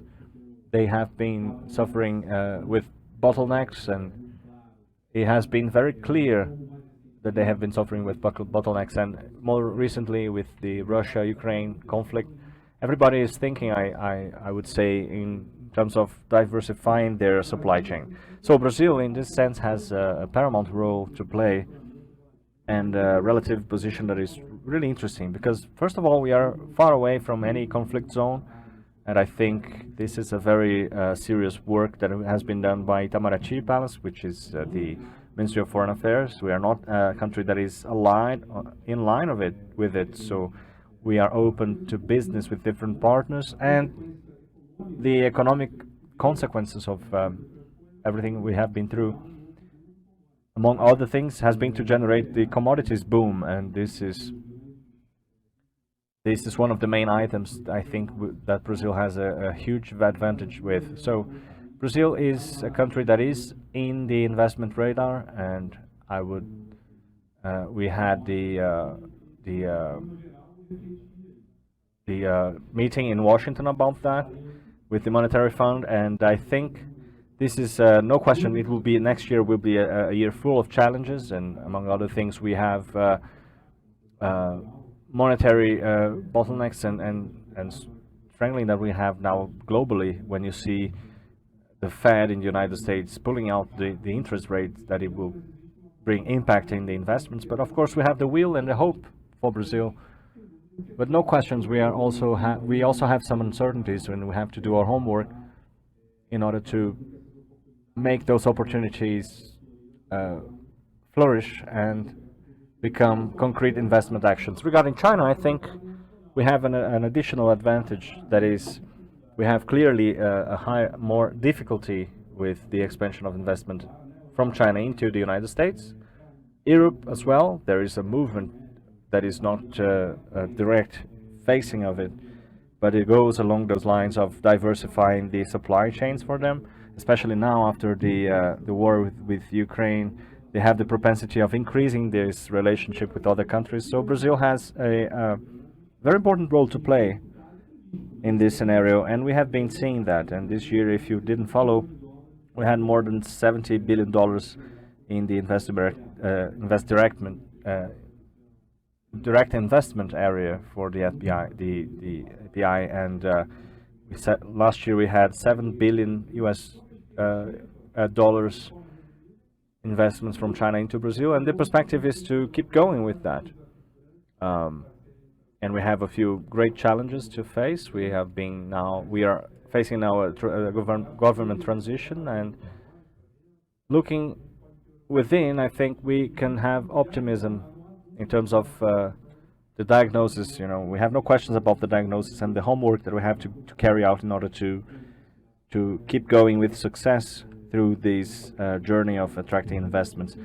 And to close this, I think it is important to highlight the importance that Brazil has within this agenda of the Sustainable Development Goals and the energy matrix that is the cleanest in the world. And if you hire energy in the free market, Brazil is extremely competitive, and the opportunities are huge.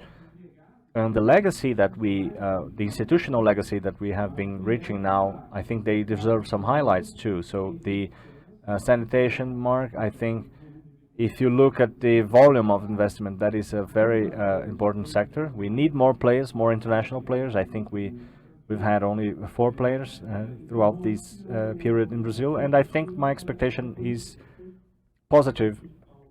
And I think it is possible to speak more about that, and so that we can hear from the others.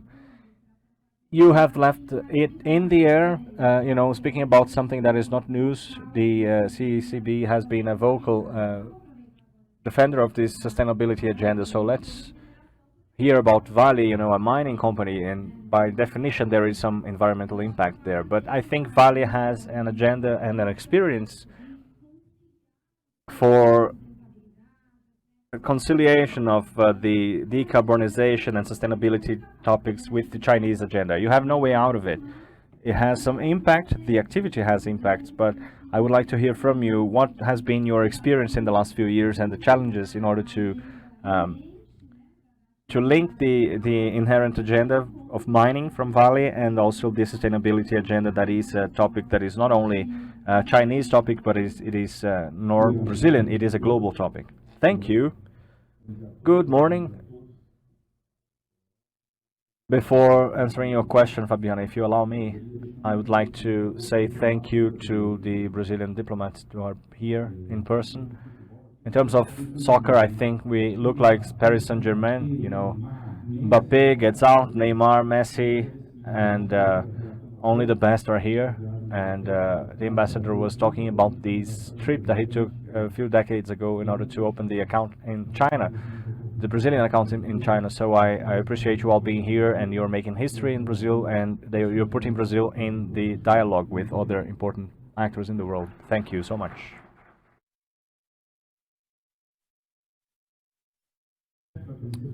Second thing, Fabiana, you spoke about people and security, and it is curious that Vale has as a central focus the people and security, especially after a few tragedies that we faced.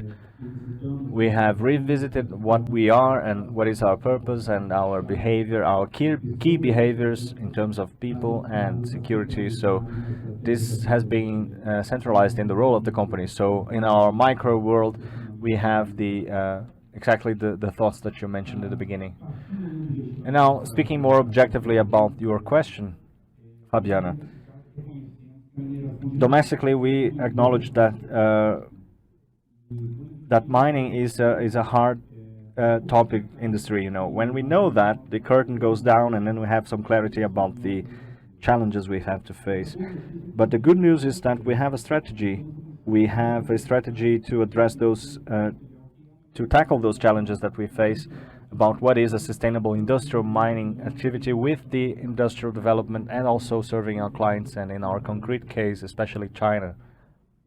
So we have a path forward to reach that, to be the mining company, the Class A worldwide mining company in terms of sustainability. That is the first message I would like to share. And the second one would be that now, this year, we are getting at 80 years old as a company. So a few years ago, we have re-encountered ourselves and we reconnected to our purpose. So our purpose, as we have in the company, is to improve people's lives and people's future together. When we look at the word together, that is of the utmost importance, because that put us away from what could be a verticality in our relationship with the Chinese, which is not what it is about, but we actually want to bring more broadening horizontally in terms of technology and partnerships and social, academic partnerships and scientific partnerships. And that is how we approach that. Talking a bit of what we have as specific remedies. So we talked about sustainability, and here I'd like to bring 7 examples to show the concreteness of what we have when we talk about sustainable mining. In 2030, by 2030, we reduce our absolute emissions by 33%.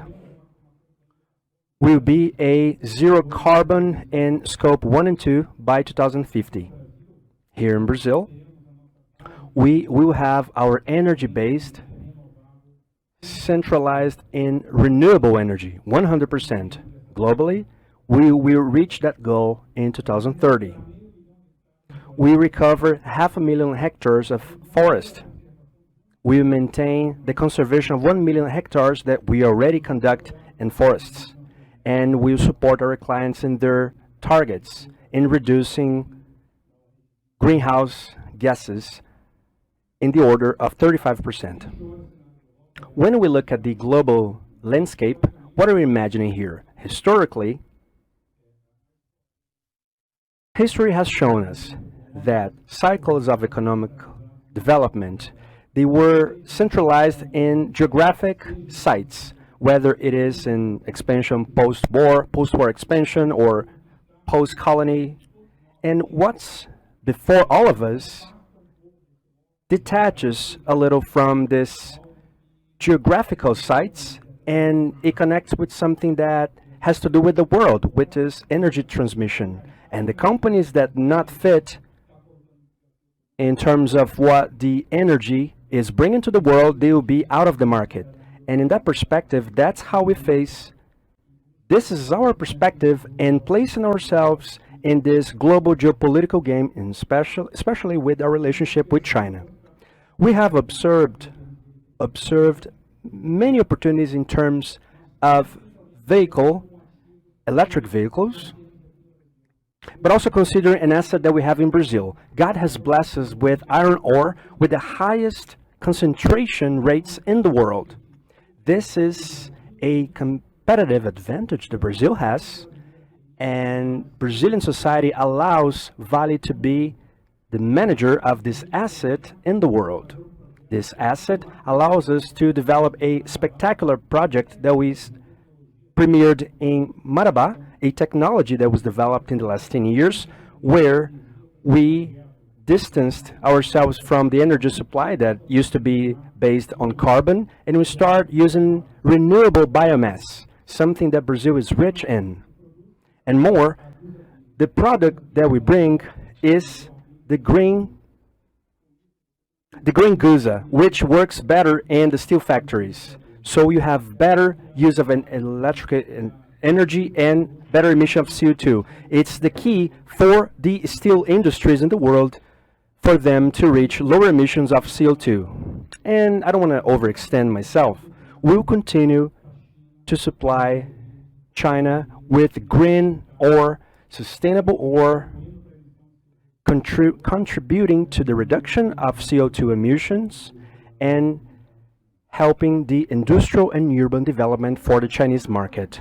Wow, we're thankful for this class learning about the green ore and also the technology for the last few years. And I think it's also along the lines of the logic that I mentioned. as we have a strategy, a strategy in development, we generate growth. I'm going to continue in sustainability because Marina representing Suzano will give us another class about what sustainability means in a distinct segment of mining, which the label is cellulose, paper, but there has to be much more behind, I'm sure. So, Mariana, if you could tell us a little bit about it. The idea is to share with us the sustainability strategy by Suzano and how China fits in this context. Well, good morning to everyone. On behalf of Suzano, I thank CEBC for the invitation. It's a pleasure being here. I'd like to salute my colleagues here in the panel and the authorities and the audience that is here to hear us. I'd like to present Suzano briefly. For those who don't know us, we're the largest producer of eucalyptus and cellulose in the world. We are present in many states in Brazil. We have 11 plants in Brazil: Bahia, Espírito Santo, São Paulo, Mato Grosso do Sul. And by the way, in the state of Mato Grosso do Sul, we are having a largest investment with private investment. It's a plant with 16 billion reais investment, so very relevant. We also have 2 million of hectares of occupied area, land in Brazil, being more than 1 million directed to conservation and more than 1 million for the eucalyptus growing. And also we are present in multiple countries: United States, Austria, Canada, Argentina, China, obviously. Our most relevant commercial partner, it is China. And understand that the bigger our size, the bigger our responsibility. That's why in 2020, as Santiago mentioned, certain public commitments taken by Vale, Suzano also had its public commitments all connected to the United Nations Sustainable Development. I'd like to highlight 3 of them that I believe are more connected to our sustainability strategy and also our relationship with China. So Suzano has this public commitment to give back by 2030 40 million tons of carbon from the atmosphere, remove 200 million people from the poverty line, and release renewable-based products to the market. So those commitments are very ambitious. Although they are sustainability commitments, they will only be possible to be followed through if they go through a business strategy. For us to hit them, we need to have a business strategy of expansion so that we can reach those ambitious goals.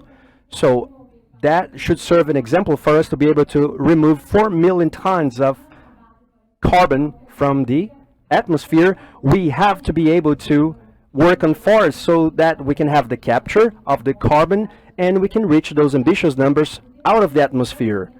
For us to hit 200 million people out of poverty, we have to increase our operations, not only expanding our business to attract and include more people, but also in a way to catapult education and economy of the municipalities around us so that we can contribute to the improvement of the life of these individuals. And finally, offer 10 million products of renewable sources, substituting plastic and other oil byproducts, also very ambitious, also connected to our strategy in investment and innovation, so that we need more investment and quick as well, so that we are able to reach this 10 million tons number by 2030.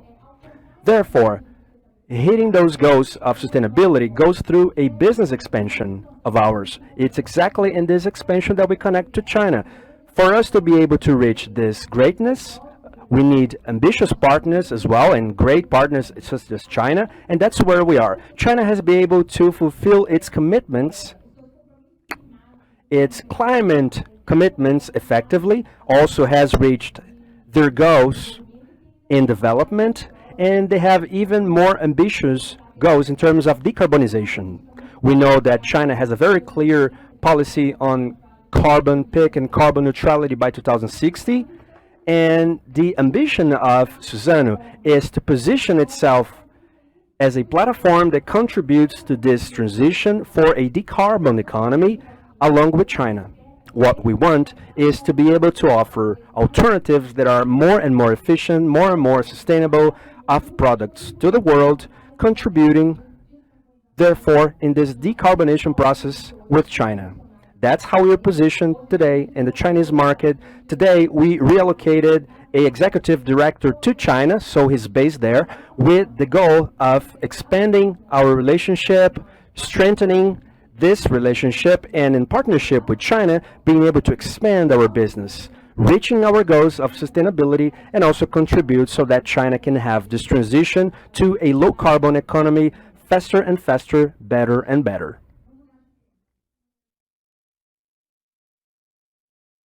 Let me switch the topic. When we talk about commercial opening, it happens on both ends. Nobody opens only selling or importing. And many times in our agenda, thinking about China, it is an export agenda, what Brazil sees as a potential in China and where we have our advantages. But here, having Melanie in our panel and Comexport with all its experience, forces me to ask, the import agenda. Brazil is the largest business, commercial partner, trading partner in both ends. So if you could share with us your perspective on how imports assisted in Brazil's growth, and beyond that, the importer's life is not easy. What is the agenda in terms of challenges, and what do you see in terms of potentializing it so that Brazil can extract the best of the imports coming from China? Is it working? Yeah, it is. Well, good morning, everyone. Also, my saluting to our dear ambassadors. It is a pleasure being here with you today, discuss this topic that has guided my life, my company's life as well. These matters, actually, for those who don't know Comexport, Comexport is the largest trading in Brazil, but the company started back then as a great exporter. Today we import more than we export, but the company started its initial project generating exports from Brazil, and we looked for non-traditional markets in the beginning, Eastern Europe, as the ambassadors probably monitor and heard about at the time, the efforts by the company. It was very gratifying because we saw a market that was in demand for manufactured products that suffered sanctions by the United States. So we had a lot of success in the exporting structure. Within this exporting structure, we reached China with this co-necessity of having markets with a large consumption for the production of national manufactured products. The opposite of what we see today. I'm talking about the end of the 70s. Brazil had a production capacity for certain items that was very sophisticated for Brazil back then and with a high volume. And one of the countries that showed that it had the capacity to consume substantial amounts was China, a China completely different from the China we have today. And then we developed that effort in China in the beginning of the 1980s. Personally, I went to China. I graduated, went to China in my 20s, and it was a China that was completely different. And we were exporting to China. So for many years, China was a great client of Comexport. So among many other things, it was a very centralized China where purchases were done in huge tradings that were specialized in products. So you had the trading for chemical products, you had trading for fabrics. So imagine the volume that these companies controlled, because they were companies that bought for the whole country with hundreds of thousands, millions of countries. So that started to change. Since the 1980s, China has shown this incredible capacity of growth, which we at Comexport, we try to follow it. And that's what happened. At a certain point, we start realizing that we'd have to turn the tables to imports, that China, from a great importer was becoming a great producer, always looking at the foreign markets as a important strategy. And then in the late 80s and early 90s, we started to see the ability that China had, the potential that China had for exporting. And then we started importing. So export was the driving force for the development that we see in Brazil. Differently from what we heard many times, that importing of China's destroyed domestic industry. Actually, things are the way they have to be. Rivers run to the ocean. China, with its capacity of producing for more than 1 million inhabitants, became a source of a very competitive production source to the rest of the world. Many products didn't make sense to be produced at that Brazil, as they still don't. On the other hand, Brazil had the opportunity to look at its great capacity. Certainly, agriculture is the driving force for the Brazilian capacity. We have space, we have today a lot of technology, and that's because of the understanding that we had to import those items that we weren't able to produce competitively, that gave us the opportunity to massively invest in those things that were actually competitive.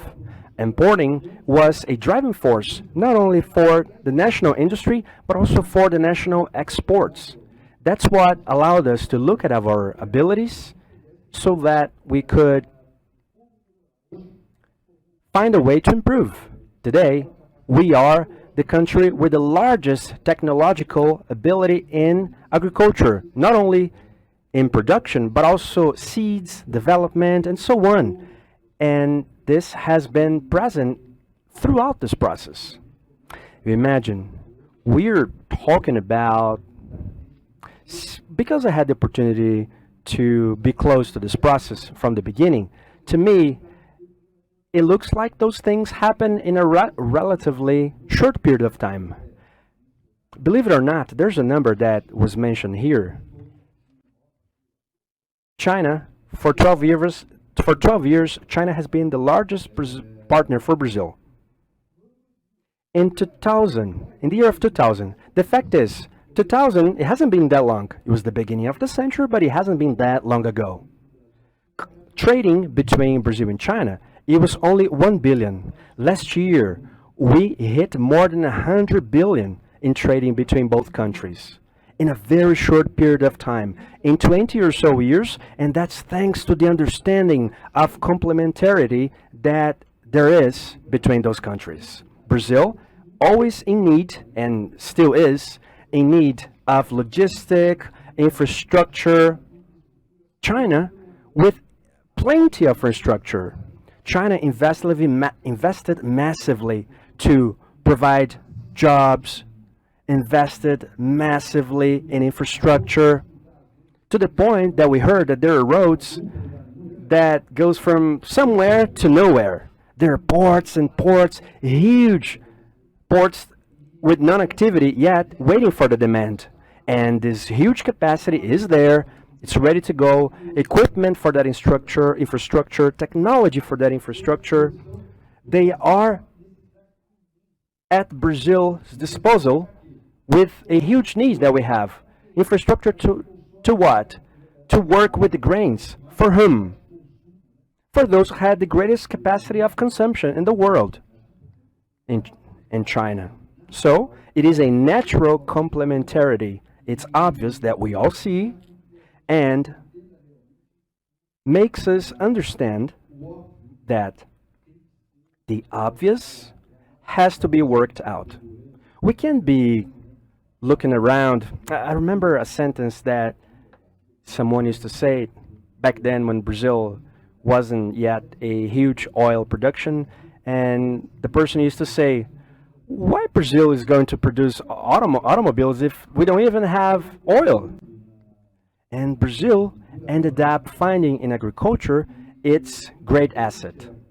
So I see imports as a great driving force. It was, it is, and it will continue to be a great capacity for Brazil. If you look a little of the numbers for import in Brazil, you're going to see that what Brazil brings are intermediate products. 90.7% according to statistics by the CEBC. They are intermediate products.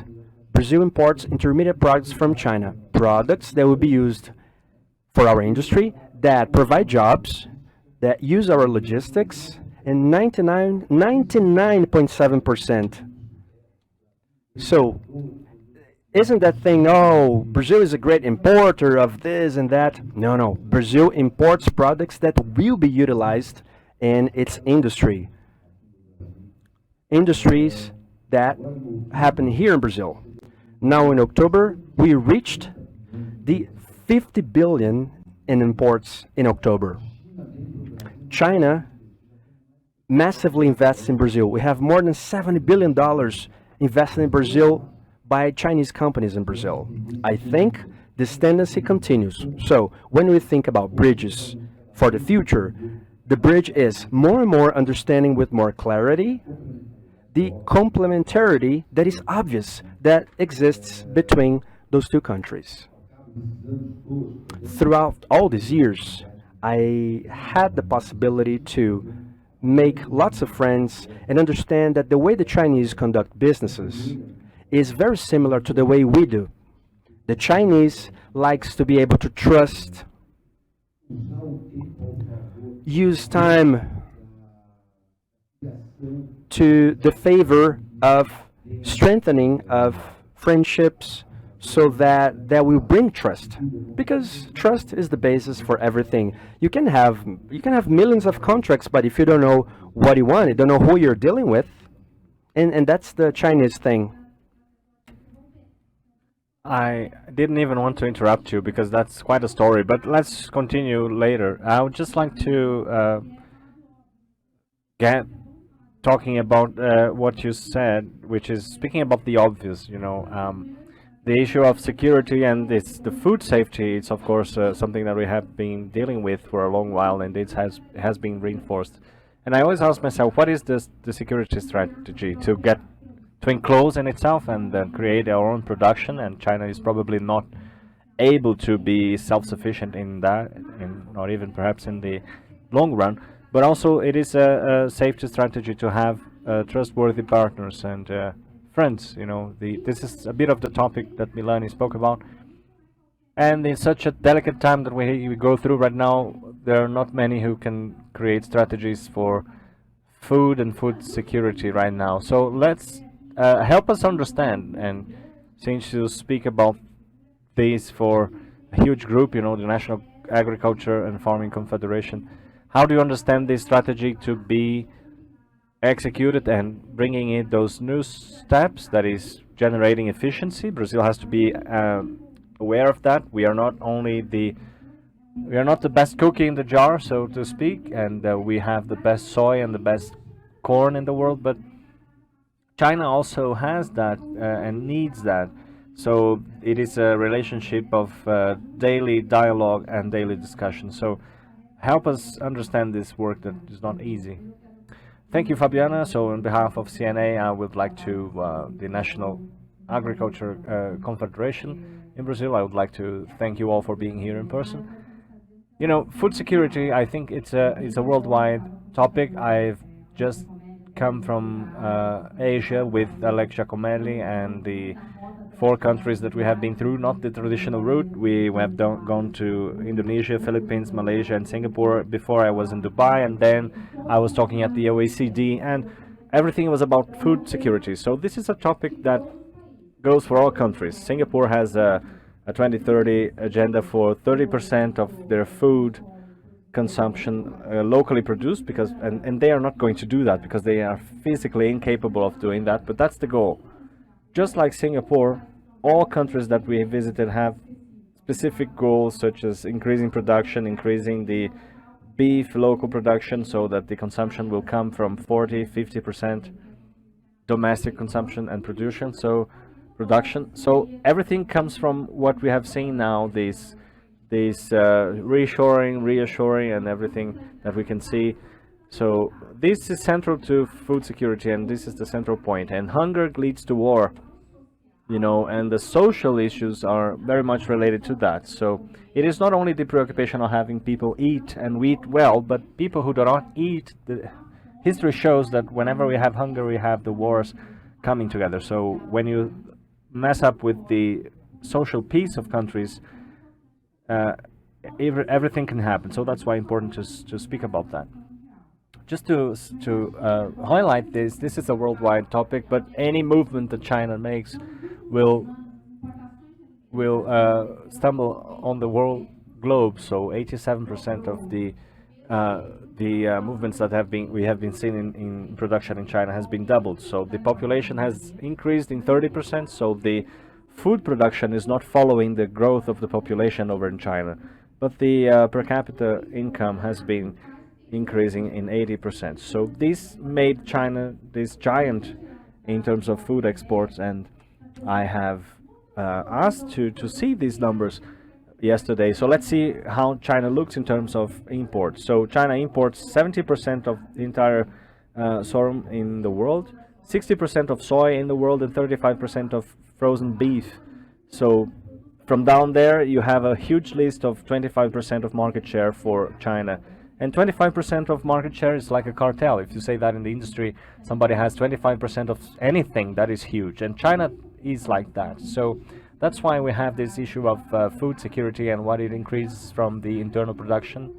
And it has been giving some signs from that for a long while now. And they publish every year the #1 document that speaks about the rural policies. Last year we had the document speaking strongly about the increase of national production, diversification of providers and suppliers, and this year it has decreased a little bit, but they speak a lot about the productivity increase and the usable lands too, specifically for some given productions. This issue of food security has the support of the government incentives, subsidizing actions, whatever you want to call that, for specific cultures. So another document that brings in signals from what China is doing is the document that comes out every year. I've brought two numbers for you today, which is the agricultural outlook. That is a forecast for China for the next 10 years in terms of production, exports and imports of the main products. I've been speaking now about soy and bovine beef. So in terms of soy, it was 16 million tons last year, and the forecast is for 35 million tons in 31. So it goes from 16 to 35, and the imports will go from 97 million last year, 60% comes from here, and the imports will go to 86%. So this is a reduction. It means never before, I mean, I don't think in my lifetime China will be able to produce 100 million more tons. So we will see a dependency, and these must probably continue, but it's going to decrease a little bit. We can see a reduction though in the process of acceleration and the growth for these exports. In the last few years, China has been exporting many products, and for those three last documents we have been seeing the forecasts of China itself. The government has been saying, well, I'm going to import less, and I'm warning you that I'm going to import less. For beef, it has been the opposite. In 21, it has been 7 billion internally. For 2031, it goes to 7.8 billion tons now, and the imports will grow 2% a year or thereabout. And we have to be aware of those movements in China because we depend on them nowadays. As a solution for this, what is the path forward? Well, I think we have to broaden the scope of this path forward, this avenue. And we always hear, you know, Brazil has to sell less soy to China. We don't have to sell less of anything. We have to sell more, but we also have to sell other stuff too. Our farming production is very diverse, and it is not represented in the export agenda. So that's the point. We have to broaden that, and we have to to quit speaking only about selling. You know, Brazil, in the list of the 5 biggest exporters in the world, Brazil is the 3rd, and only Brazil is not amongst the main 5 exporters. So we have the list of the 5 main exporters in the world of food, and they're the same, the export and import list. Because Brazil is not in the import list, the only country that is not there. And I'm going to speak more about that and investment and cooperation, because it is actual investment and also cooperation, because we have to, I was talking to Abaj now, we have to broaden the partnerships and the relationships that we have and stop speaking only about selling and trade. We have to speak about trust and partnership, long-term partnership, the preoccupation with food security and all that. I think Brazil has everything it needs to broaden the scope of the relationship it has with China as a country, in terms of trade, investment, and technical recovery and all that. So I think we have to be aware. China is giving us signs and numbers. They're telling us, hey, I'm going to do this, I will increase this and decrease that. We have to pay attention to that. Thank you. Wow, our agenda here is quite busy now. I'll ask for you in the next round to think about this challenge, something that is not ready, something that is, you know, it is not imaginary, it's not futurology, it's something that is coming out and it's being created now. I'll start again with Alexandre, with a topic that I am very skeptic about right now, particularly, please correct me if I'm wrong, which is the topic about the Chinese currency, the renminbi. We have made many efforts afterwards, after coffee if you want. I have a brilliant story about an experience with the Chinese discussing the currency internationalization, but it ended up not happening. But help me understand your view about that. I know you're very much engaged and involved. Please reduce my skepticism. Let me know what is being prepared. And for sure, the geopolitical world is forcing an acceleration of this process. As long as you have, of course, some polarization being developed, and in my view, not only due to the pandemic, but also especially now with the war, as an aggravant for this movement, which culminates with a huge discussion whether or not the dollar will keep being what it is now. I'm not telling it won't be, but it might not be what it is now in the future. So please reduce my skepticism right now. Okay, so first of all, the first thing I think we have to consider when you speak about internationalization of the renminbi, you have a process of substitution of the replacement of the dollar in the short while, and I think that's not the process, and I for sure think it's not what China has in mind. So on the other hand, it is clear, looking at the data for trade that China has with the whole world, it is very common to see that the volume of this Chinese currency in the world reference in the first place.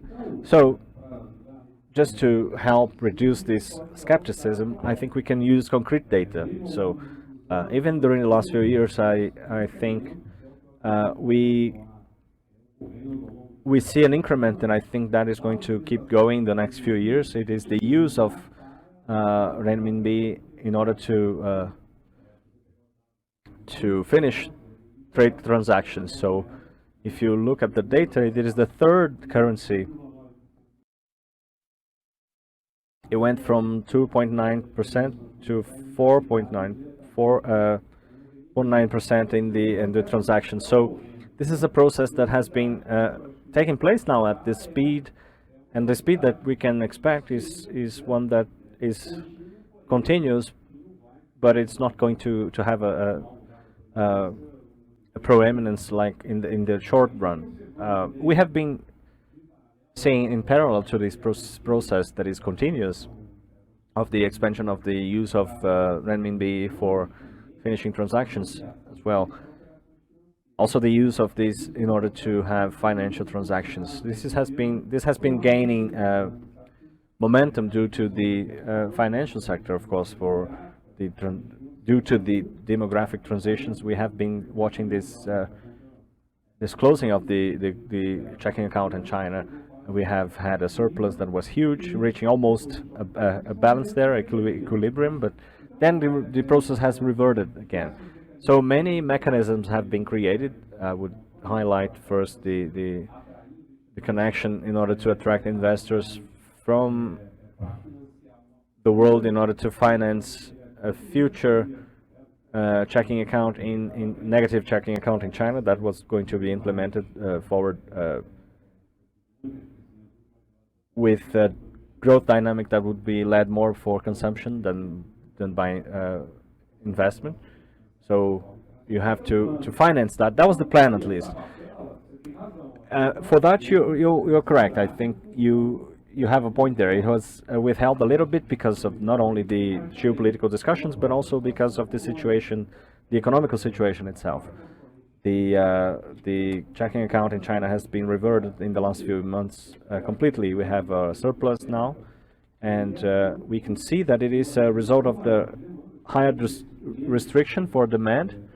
We have seen the withdrawal of investment, and with the closing of this account, people will travel less, and then the checking account will come back to a surplus. So, of course, the current necessity of having global financing has been reduced, and consequently, the speed of this process on the financial side has been reduced as well. So, however, someday, one day, probably next year, that's the expectation, we will have that opening again, and the dynamic, especially due to the demographic transition, will come back to playing this role. And that is unavoidable. This will happen. So we are coming back to that issue again of the decoupling and deglobalization. So what are the players that who are going to be playing now in the playing field? We can check the central banks. You know, most of the central banks in the world nowadays have a share of their actions in their shares of the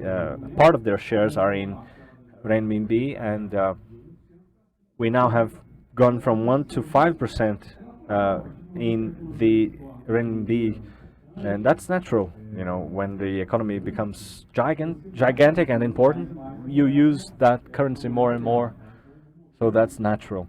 So right now, at this moment, the expansion that we can see are the commercial relationships, and I would like to get your attention to the dynamic of the mechanisms that we create in order to reduce the costs of this kind of transaction. And of course it is dynamic, and just like the Chinese policy is very much evidence-based, and they follow only what happens to work. So whenever you create more reserve for renminbi, there is an exponential growth. And then we have the CEBC expansion, which is the China interbank payment system.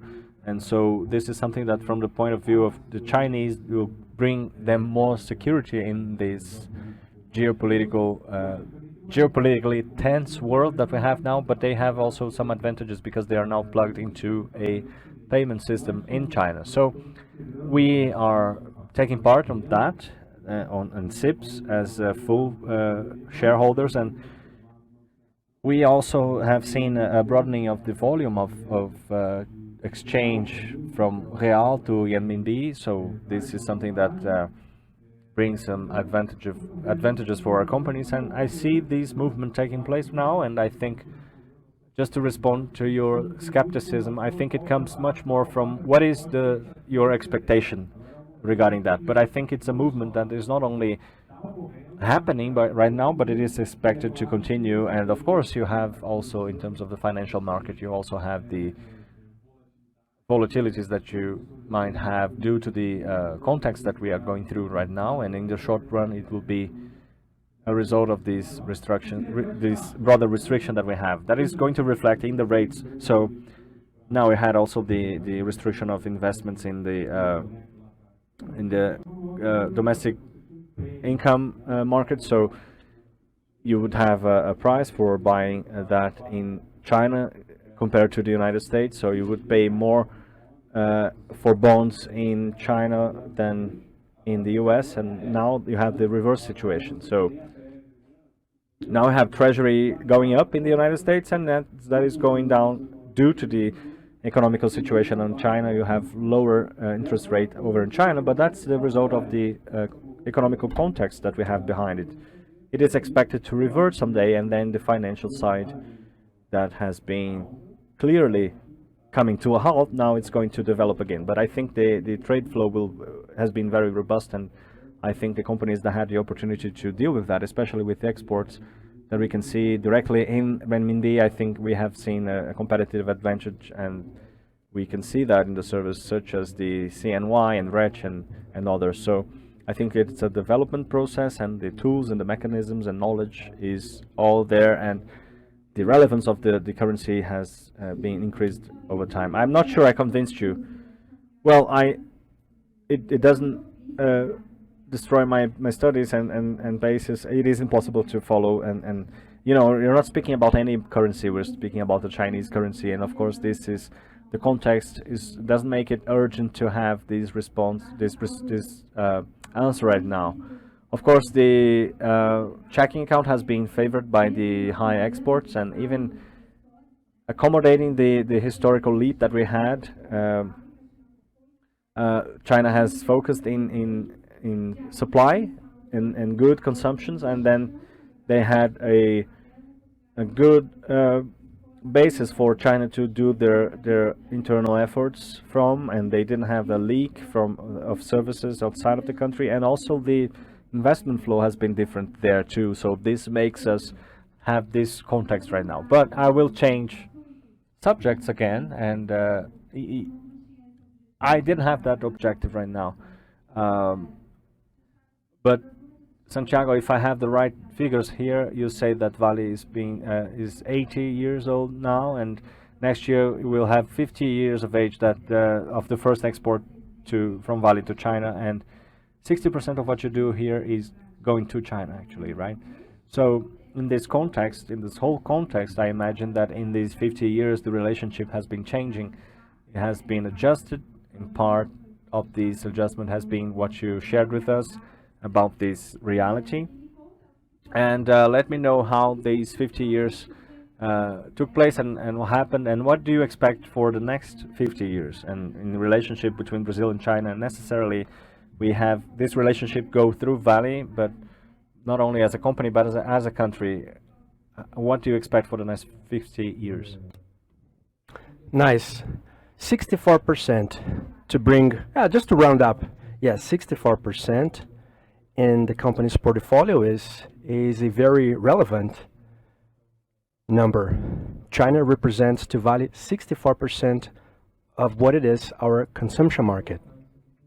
The story started in 73, almost 3 billion of iron ore that, as I mentioned before, helped the urbanization and economical development for that country.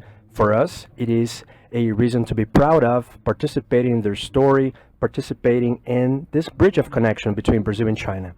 Naturally, lots has changed. But before talking about what has changed, let's talk about something that hasn't changed. China was, is, and will be a central element for the strategic elements of the company. We have a focus which is operate in Brazil with our mining operations to guarantee the supply of iron ore for the Chinese market. This continues to be a commitment by the company with our Chinese client. Now, what has changed? The dynamic, as it was mentioned before, changed. It's not just about a trading relationship. It's more and more about broadening the spectrum and the dimensions on how you have this relationship with the Chinese. That's how we do business. That's how we have our relationships.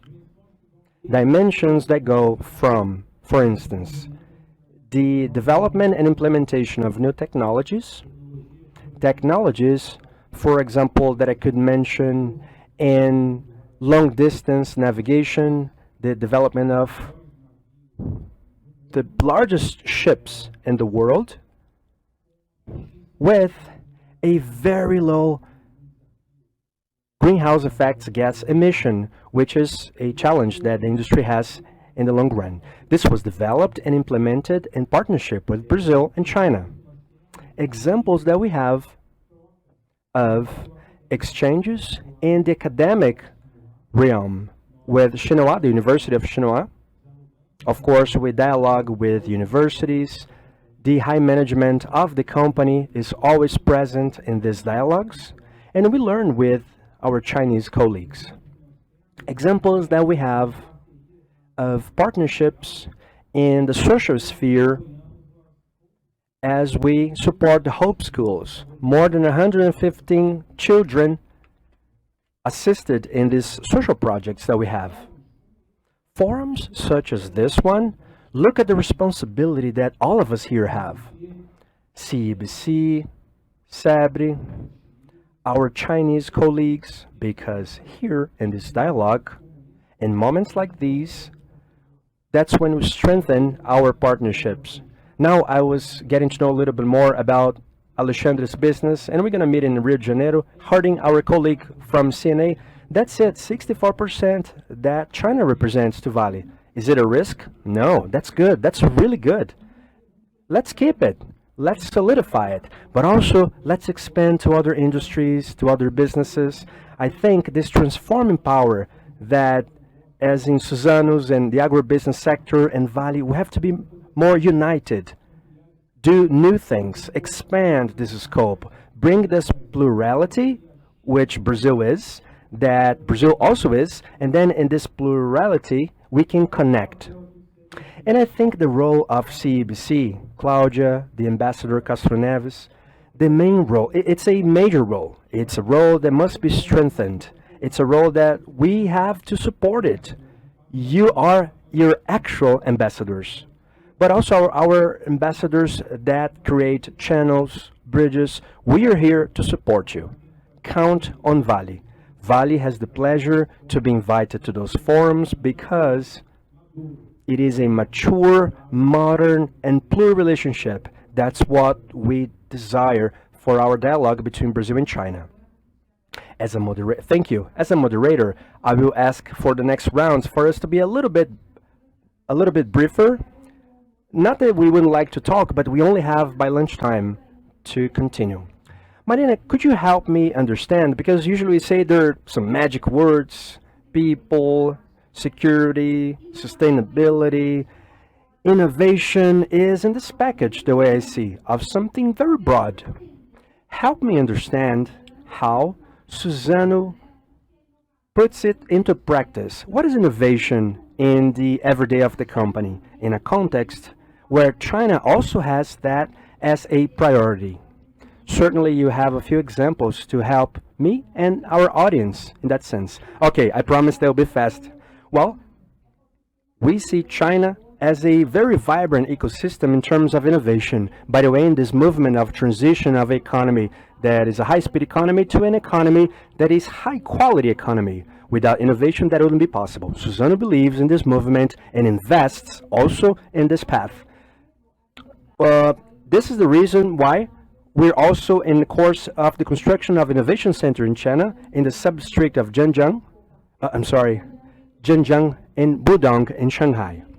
And it is an innovation center that will allow our clients the best use of our fiber in a more efficient manner, and this has an incredible value, not only for innovation, but also for sustainability, because of the low carbon footprint of our products. And also this innovation center will have as objective the development of new products that, as I mentioned before, will be alternatives to other already existing that are derivatives of petroleum, derivatives of plastic. So Suzano has this strong commitment to contribute with China in this transition moment of economy to a high quality economy.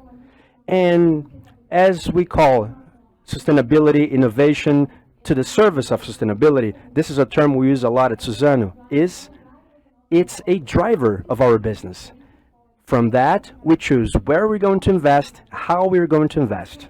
And we're certain that by doing that, we'll also be able to, once again, be at China's disposal at a platform to contribute in this movement of transition to a high-speed, from a high-speed economy to a high-quality economy. That's our goal, and that's why we are currently with this investment of $7 million to the construction of this innovation center, bringing a little bit of our know-how and contribute with China also in this transition that is so important for the growth of the country.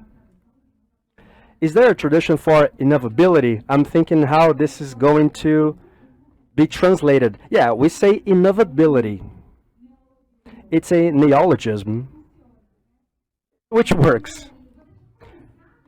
Milani, you started to talk about the topic, but then you digressed, and I'd like to go back there. In that provocation to think about what is in the oven, what import borders do you see for the relation between Brazil and China? This Chinese agenda, and I was talking about it in a breakfast, the whole agenda of sustainability, environmental issues, this also is an exporting force. It's not just own benefits for China. And of course, the electric automobile. It's not that I want to hear from you, but give me some light on what this agenda is in terms of imports coming from China. Again, we go back to that complementarity. There's no doubt that China has become a technological birthplace to the world. It's been progressing in Brazil with this need for technology that is very good, very important, very huge. Something that is already a fact that has grown exponentially, it's the import of solar panels. For instance, solar equipments. Brazil is the largest area under the equator, a area with a lot of solar areas for panels. The biggest farms will be solar farms. Brazil will be a great exporter of energy pretty soon. Eolic, solar, and the production, as we heard before, here, the production of solar equipment in China became a reference. I don't know the exact numbers, but undoubtedly it's the largest world producer for solar equipment, and still growing, has been growing more and more. The whole eolic segment, we've been seeing another item that certainly will be very important pretty soon is the batteries. Maybe the new oil wells will be represented by batteries and other origins of batteries. Technology in China keeps growing. I'm also not sure about the numbers, but I know that today a panel with half or less than half of the size produce twice as much it used to 5 or 6 years ago.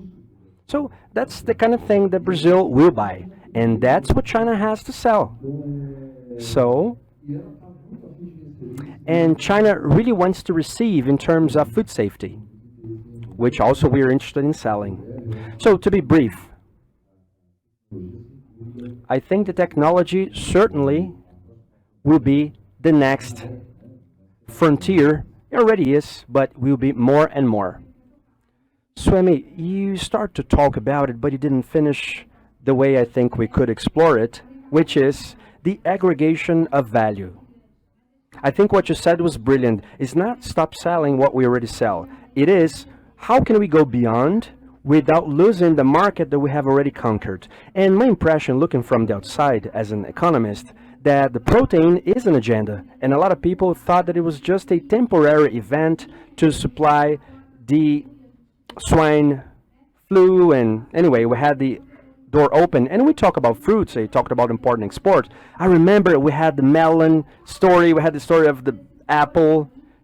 Tell us a little bit about this oven. What is coming out of this oven in terms of discussions and agenda that you have heard, and how CNA has worked on this more complex agenda in terms of food safety in a broader sense, more than what we simply used to hear about back in the day. Yeah, I think fruit is always a good example. When they ask me about a classic example, I talk about fruits. Internationally, everyone connects fruits to Brazil. We only export 2.5% of our production. That's nothing. That's very, very little. And talking to specialists in the area, she told me, Brazil can produce any fruit all year long.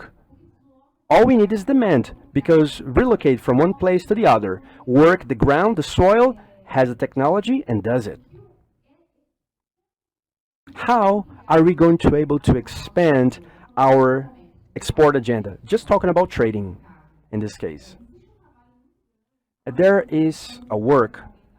When we talk to someone in China and we have an office there, and he says, we have to find a new commercial partner, and we talk about e-commerce. CEBC conducted a marvelous study showing the growth of e-commerce, especially when we talk about foods because of the pandemic.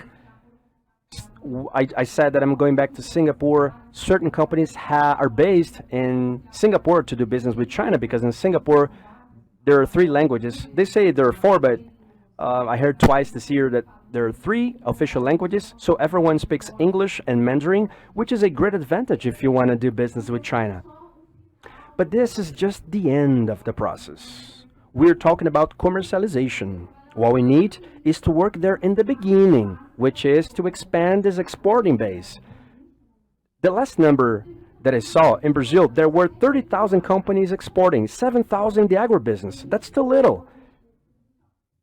For example, we need a work in conjunction to augment that. If we talk about the export agreements, if we talk about only about farming agriculture, the Mercosur agreement only covered 6.8% of our exports. Why? Because we don't have any agreements with Asia, and we sell in volume to them. So the foreign ministry and the agriculture ministry they're doing great work country by country, but this is only a small piece of it, and it is at one end. So if the foreign ministry doesn't open the market, I mean, what does it matter? We need to work to widen this base.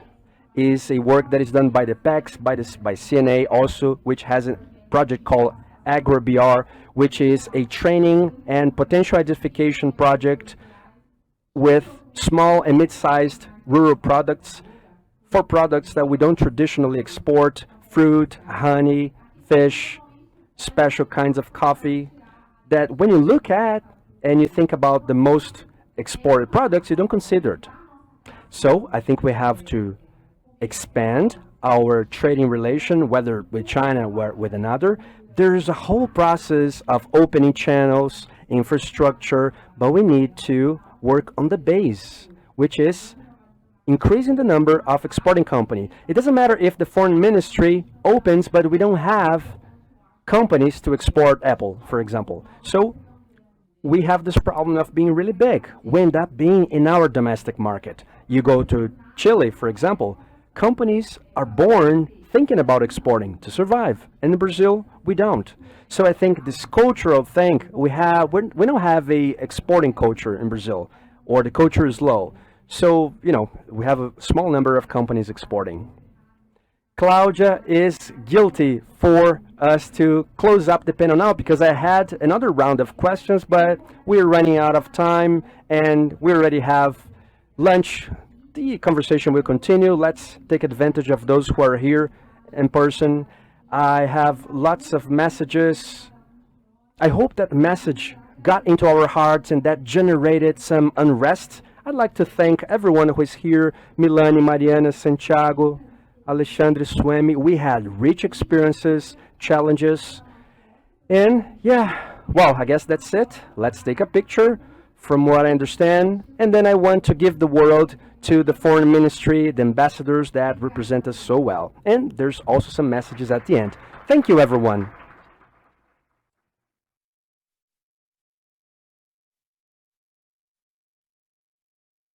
Please stand, all of you, so that we can take a picture. Where's the photographer? There she is, she's coming.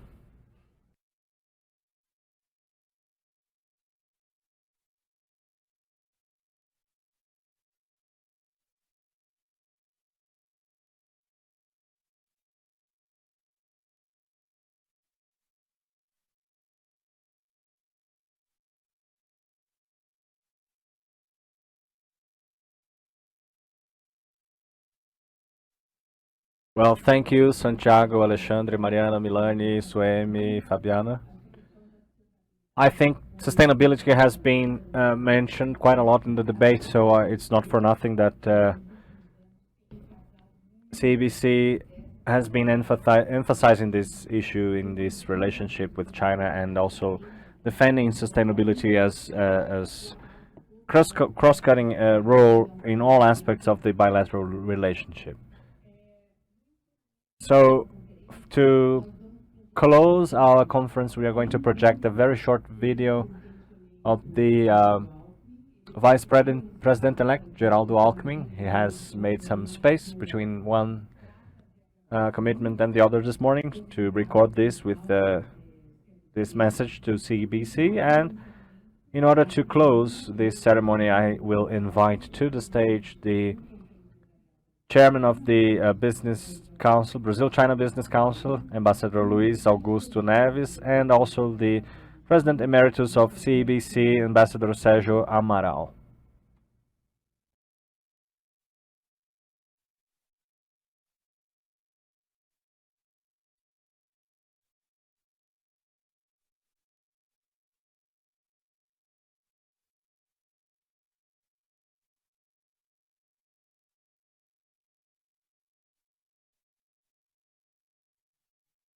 Hello everybody, once again, now I can say good afternoon, and I think it has been a very fruitful discussion this morning, and we had many important topics being tackled this morning, so I would highlight a few important points. First, Brazil and China are now in this moment of transition. In China we had the 20th Congress of the Communist Party, and great deal of our time has been spent trying to interpret the outcomes of that Congress and the possible impacts in those of those decisions there in the relationships with Brazil. We also have in Brazil, we had the transition of government. We are right in the middle of it, and to what point this is going to affect the relationships and the Brazilian economy and the world, that is a very important topic too.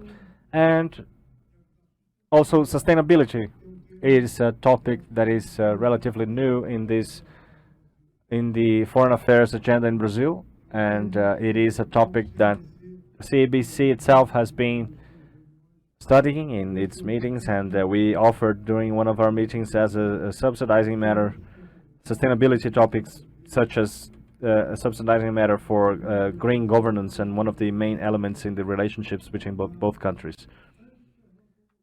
Before the relationship between Brazil and China would go around bilateral trade, and China, as everybody knows, is our main commercial partner, both for imports and exports. And for us, it is very important to have that, not only due to the fact that we allow the Brazilian government or Brazil to expand its participation in international trade, but also as a very important tool in order to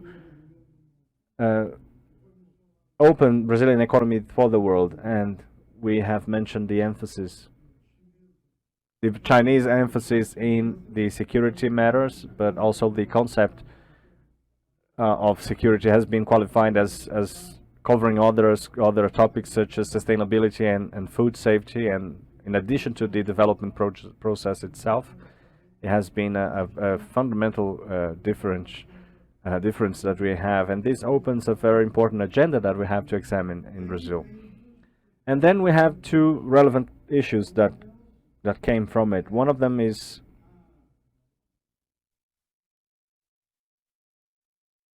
the Brazilian policy of valuing its insertion in the world as best as possible. I was telling a while ago to Sérgio Amaral that we have the perception of globalization now. The globalization seen as from the developed economies, coming from almost a local point of view. They believe to be the center of the world economy, and how they see globalization looking to the outskirts of it.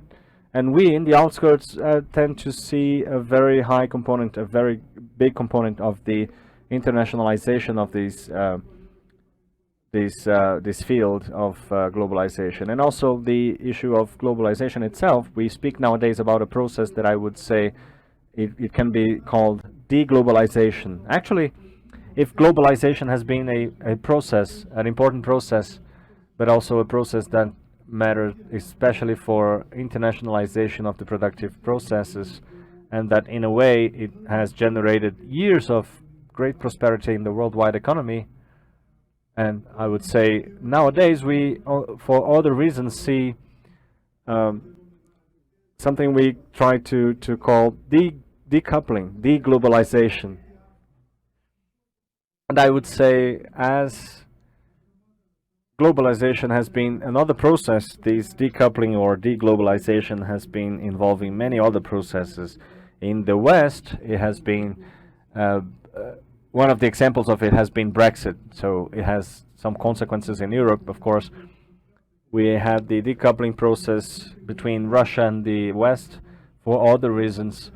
We have this process of the rebirth of nationalism, especially in Europe, due to the attempts to protect the labor market for the local populations, especially in a world that has, especially in the developed countries, they are quote unquote being invaded by a horde of refugees trying to seek new life and better labor conditions. And this puts us in the situation that we have to study both of those phenomena. And in terms of our relationships with China, before anything else, we have a basis for a long run. China has presented us with huge opportunity windows, but we have to do our homework. And one ingredient that I think is paramount for this homework is how to delineate this strategy of insertion of Brazil in the worldwide economy. If we want to sell more, we have to buy more. If we want to diversify more, we have to make our productive structure more sophisticated. And above anything else, in this irreversibly globalized process of production, we have to re-examine how we can deal with the means, not only the ends, and how to get there. These have been my considerations that I had. But before anything else, I would like to ask my colleague, my colleague Sergio Amaral, to take the floor. Sergio, you have the floor. Thank you, Luis Augusto. Good morning to all of you. I had the immense pleasure of being here and seeing other colleagues, old colleagues from the Brazil-China Business Council, and I appreciate the invitation from Augusto. And I would like to greet Claudia, who's doing a great job here with the CEBC. And I have been, in a way, a founder of it. And I have inspired, at least, the creation of this council when I was the Minister of Trade, and I had the first business mission of Brazil for China. So back then we had 120 businessmen. One of the meetings that we had with CEBC, such as the business gathering for the visit from Xi Jinping to Brazil, we had 450 businessmen in both sides. So that goes to show how CEBC has been growing back then already and occupying this space that is greater and greater in this relationship between Brazil and China, including this entrance in the coast-bound relationship. So this duality with the businessman and coast-bound is very important, and it gives us a very special strength to this interchange between Brazil and China, because as you know very well, even though the Chinese companies are very important to us, they understand that this relationship takes place between both states. So everything, whenever you don't have the ostensive presence or non-discrete presence of the government, the Chinese will have more difficulty taking that serious. And we not only have this huge gain with more proximity between COSBAN and the Business Council, but also today I've seen with great satisfaction this set of companies that have been representing this interchange, that have been here with us, and they have been sitting here in front of us, and they have been hearing us speak about the presence or the conduction of the of Fabiana.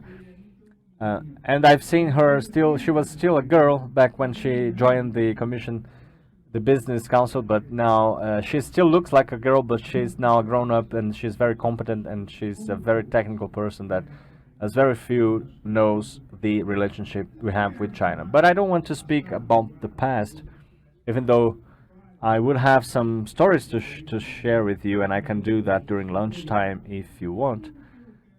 What I want to speak about is 3 points, especially for the future, which might deserve some more attention among many others that the Council has taken care of.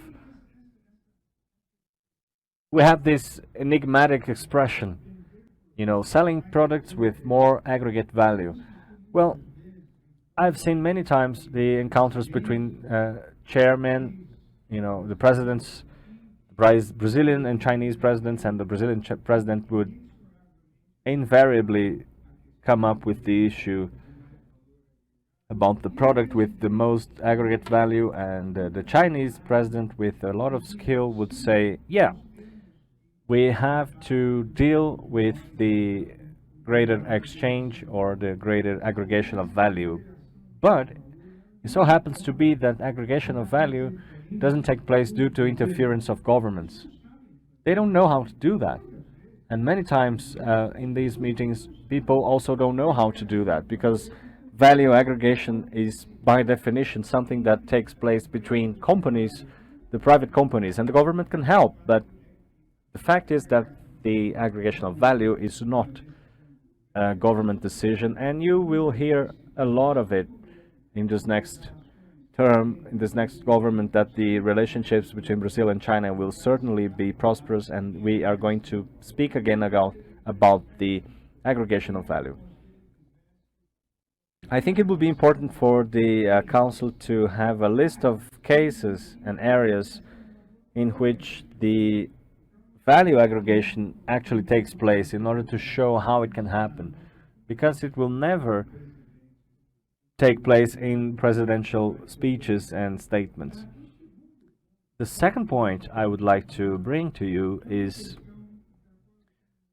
this issue that I have been dealing with, you know, writing some articles about that, which is the expansion of China in South America. The expansion of China in Brazil is old, and it is almost a model of how you do it. But recently we have had a considerable expansion of China in Argentina, to following a little bit of the model or the standard that we had in Brazil. Argentina has signed a deal, an agreement, a cooperation agreement with China that includes projects for infrastructure, that would include also some partnerships for constructing the third step of the nuclear power plant for Atusha, and also many other initiatives that have been now enrolled in our conversations with China. And more recently, and maybe a little more worrisome, although it is a small country, is the relationship between Uruguay and China, and its intention to have a free trading agreement. Not that I think we should worry if China and Argentina has a exchange volume in agreements. I think this is good. Good that China has other countries in Latin America engaging with China as well. The thing is, the Chinese can certainly contribute to a consolidation of certain activities in cooperation between us in the region, whether Mercosur or more individually, or in this expansion that I believe that will take place of Mercosur to the Pacific Alliance and also to the north. We can dream a little bit bigger in that sense. Now, the matter is, if there is a larger number of agreements, well, not larger number because there aren't any, but if there are bilateral agreements among our neighboring countries in Mercosur and China, then we are going to perforate Mercosur. And I'm not sure that this is interesting or necessary, because these relationships can be established without interfering or replacing what already exists. And I think there should be a discussion about it to find ways or modus vivendi in our relation with Argentina and China, so that certain parameters are naturally established for this kind of expansion, which certainly is welcome. And finally, I'd like to mention another point that I believe is relatively new, not completely new, but that will have a huge impact in our trading, especially with Europe and the United States, and perhaps also with China. The European Union, I believe you guys already know about it. The European Union, the Parliament, recently approved a new regulation that will establish serious restrictions for exports of countries whose products were produced in deforested land areas. This matter doesn't affect our relation with China, because I don't think that China is concerned about it. But they may spill over the relationships with Europe, not only through new regulations in Europe, and this has already been developed, which reaches 80% of our products in terms of export in agribusiness. In this moment, they're discussing in the United States with the same goal, but more than that, it is a proliferation of the initiatives, of the individuals, of the consumers, to signalize the distribution chains that we are not going to accept products that were produced in a manner that is associated with deforestation. This must be approved. It was already sent to the Parliament. It has already been by the Parliament, might be approved by the Commission, and will come into effect. Obviously, this could be harmful to us, depending on how we start dealing. We develop measures that address deforestation, but on the other side, and a more positive outlook, there might be a deviation of Brazilian exports to China, so that we are able, at least partially, to compensate those measures that might be adopted by the European Union, most likely regarding export of those countries that have huge forests. And this is nothing more than an expansion of the certification mechanism for wood in its export. Lastly, I'd like to, above all, salute CEBC. I'm really proud of this huge advancement by CEBC in the last few years. I engaged in it for a few years, and I'm very satisfied seeing today that CEBC became an extremely important and central entity in the relations between Brazil and China. Thank you all.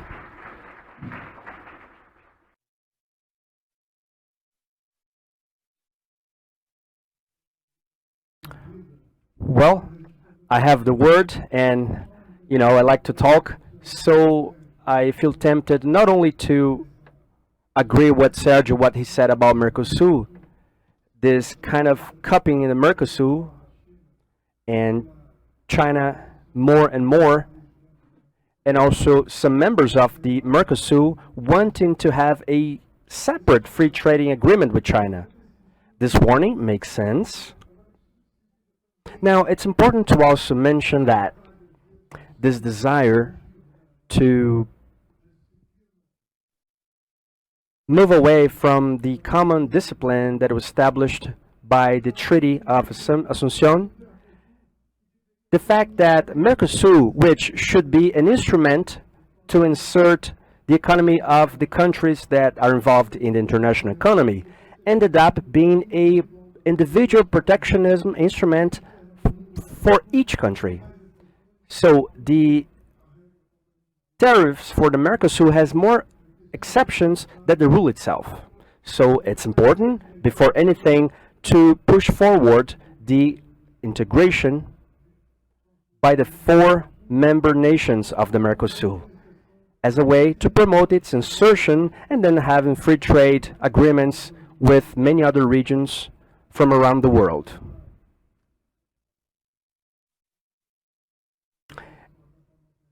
In the closing of our meeting, before giving the floor to the future Vice President-elect and future Chairman of the COSBAN, Dr. Geraldo Alckmin, I'd like to thank our sponsor, in particular Vale, Comexport, Suzano, the Banco Bocom BBM, and Marcos Cavalcante, Real Estate. I'd like to give the floor then to our video of our Vice President. It's a great satisfaction to salute all of those who are participating in this important annual meeting for the Business Council Brazil-China. Brazil and China are 2 huge countries, leading countries. China in Asia and the world, Brazil in the Americas, and also present in the global economy all around the world. Great partners. China is the largest commercial partner that Brazil has, where most of our production is destined to, especially in agriculture.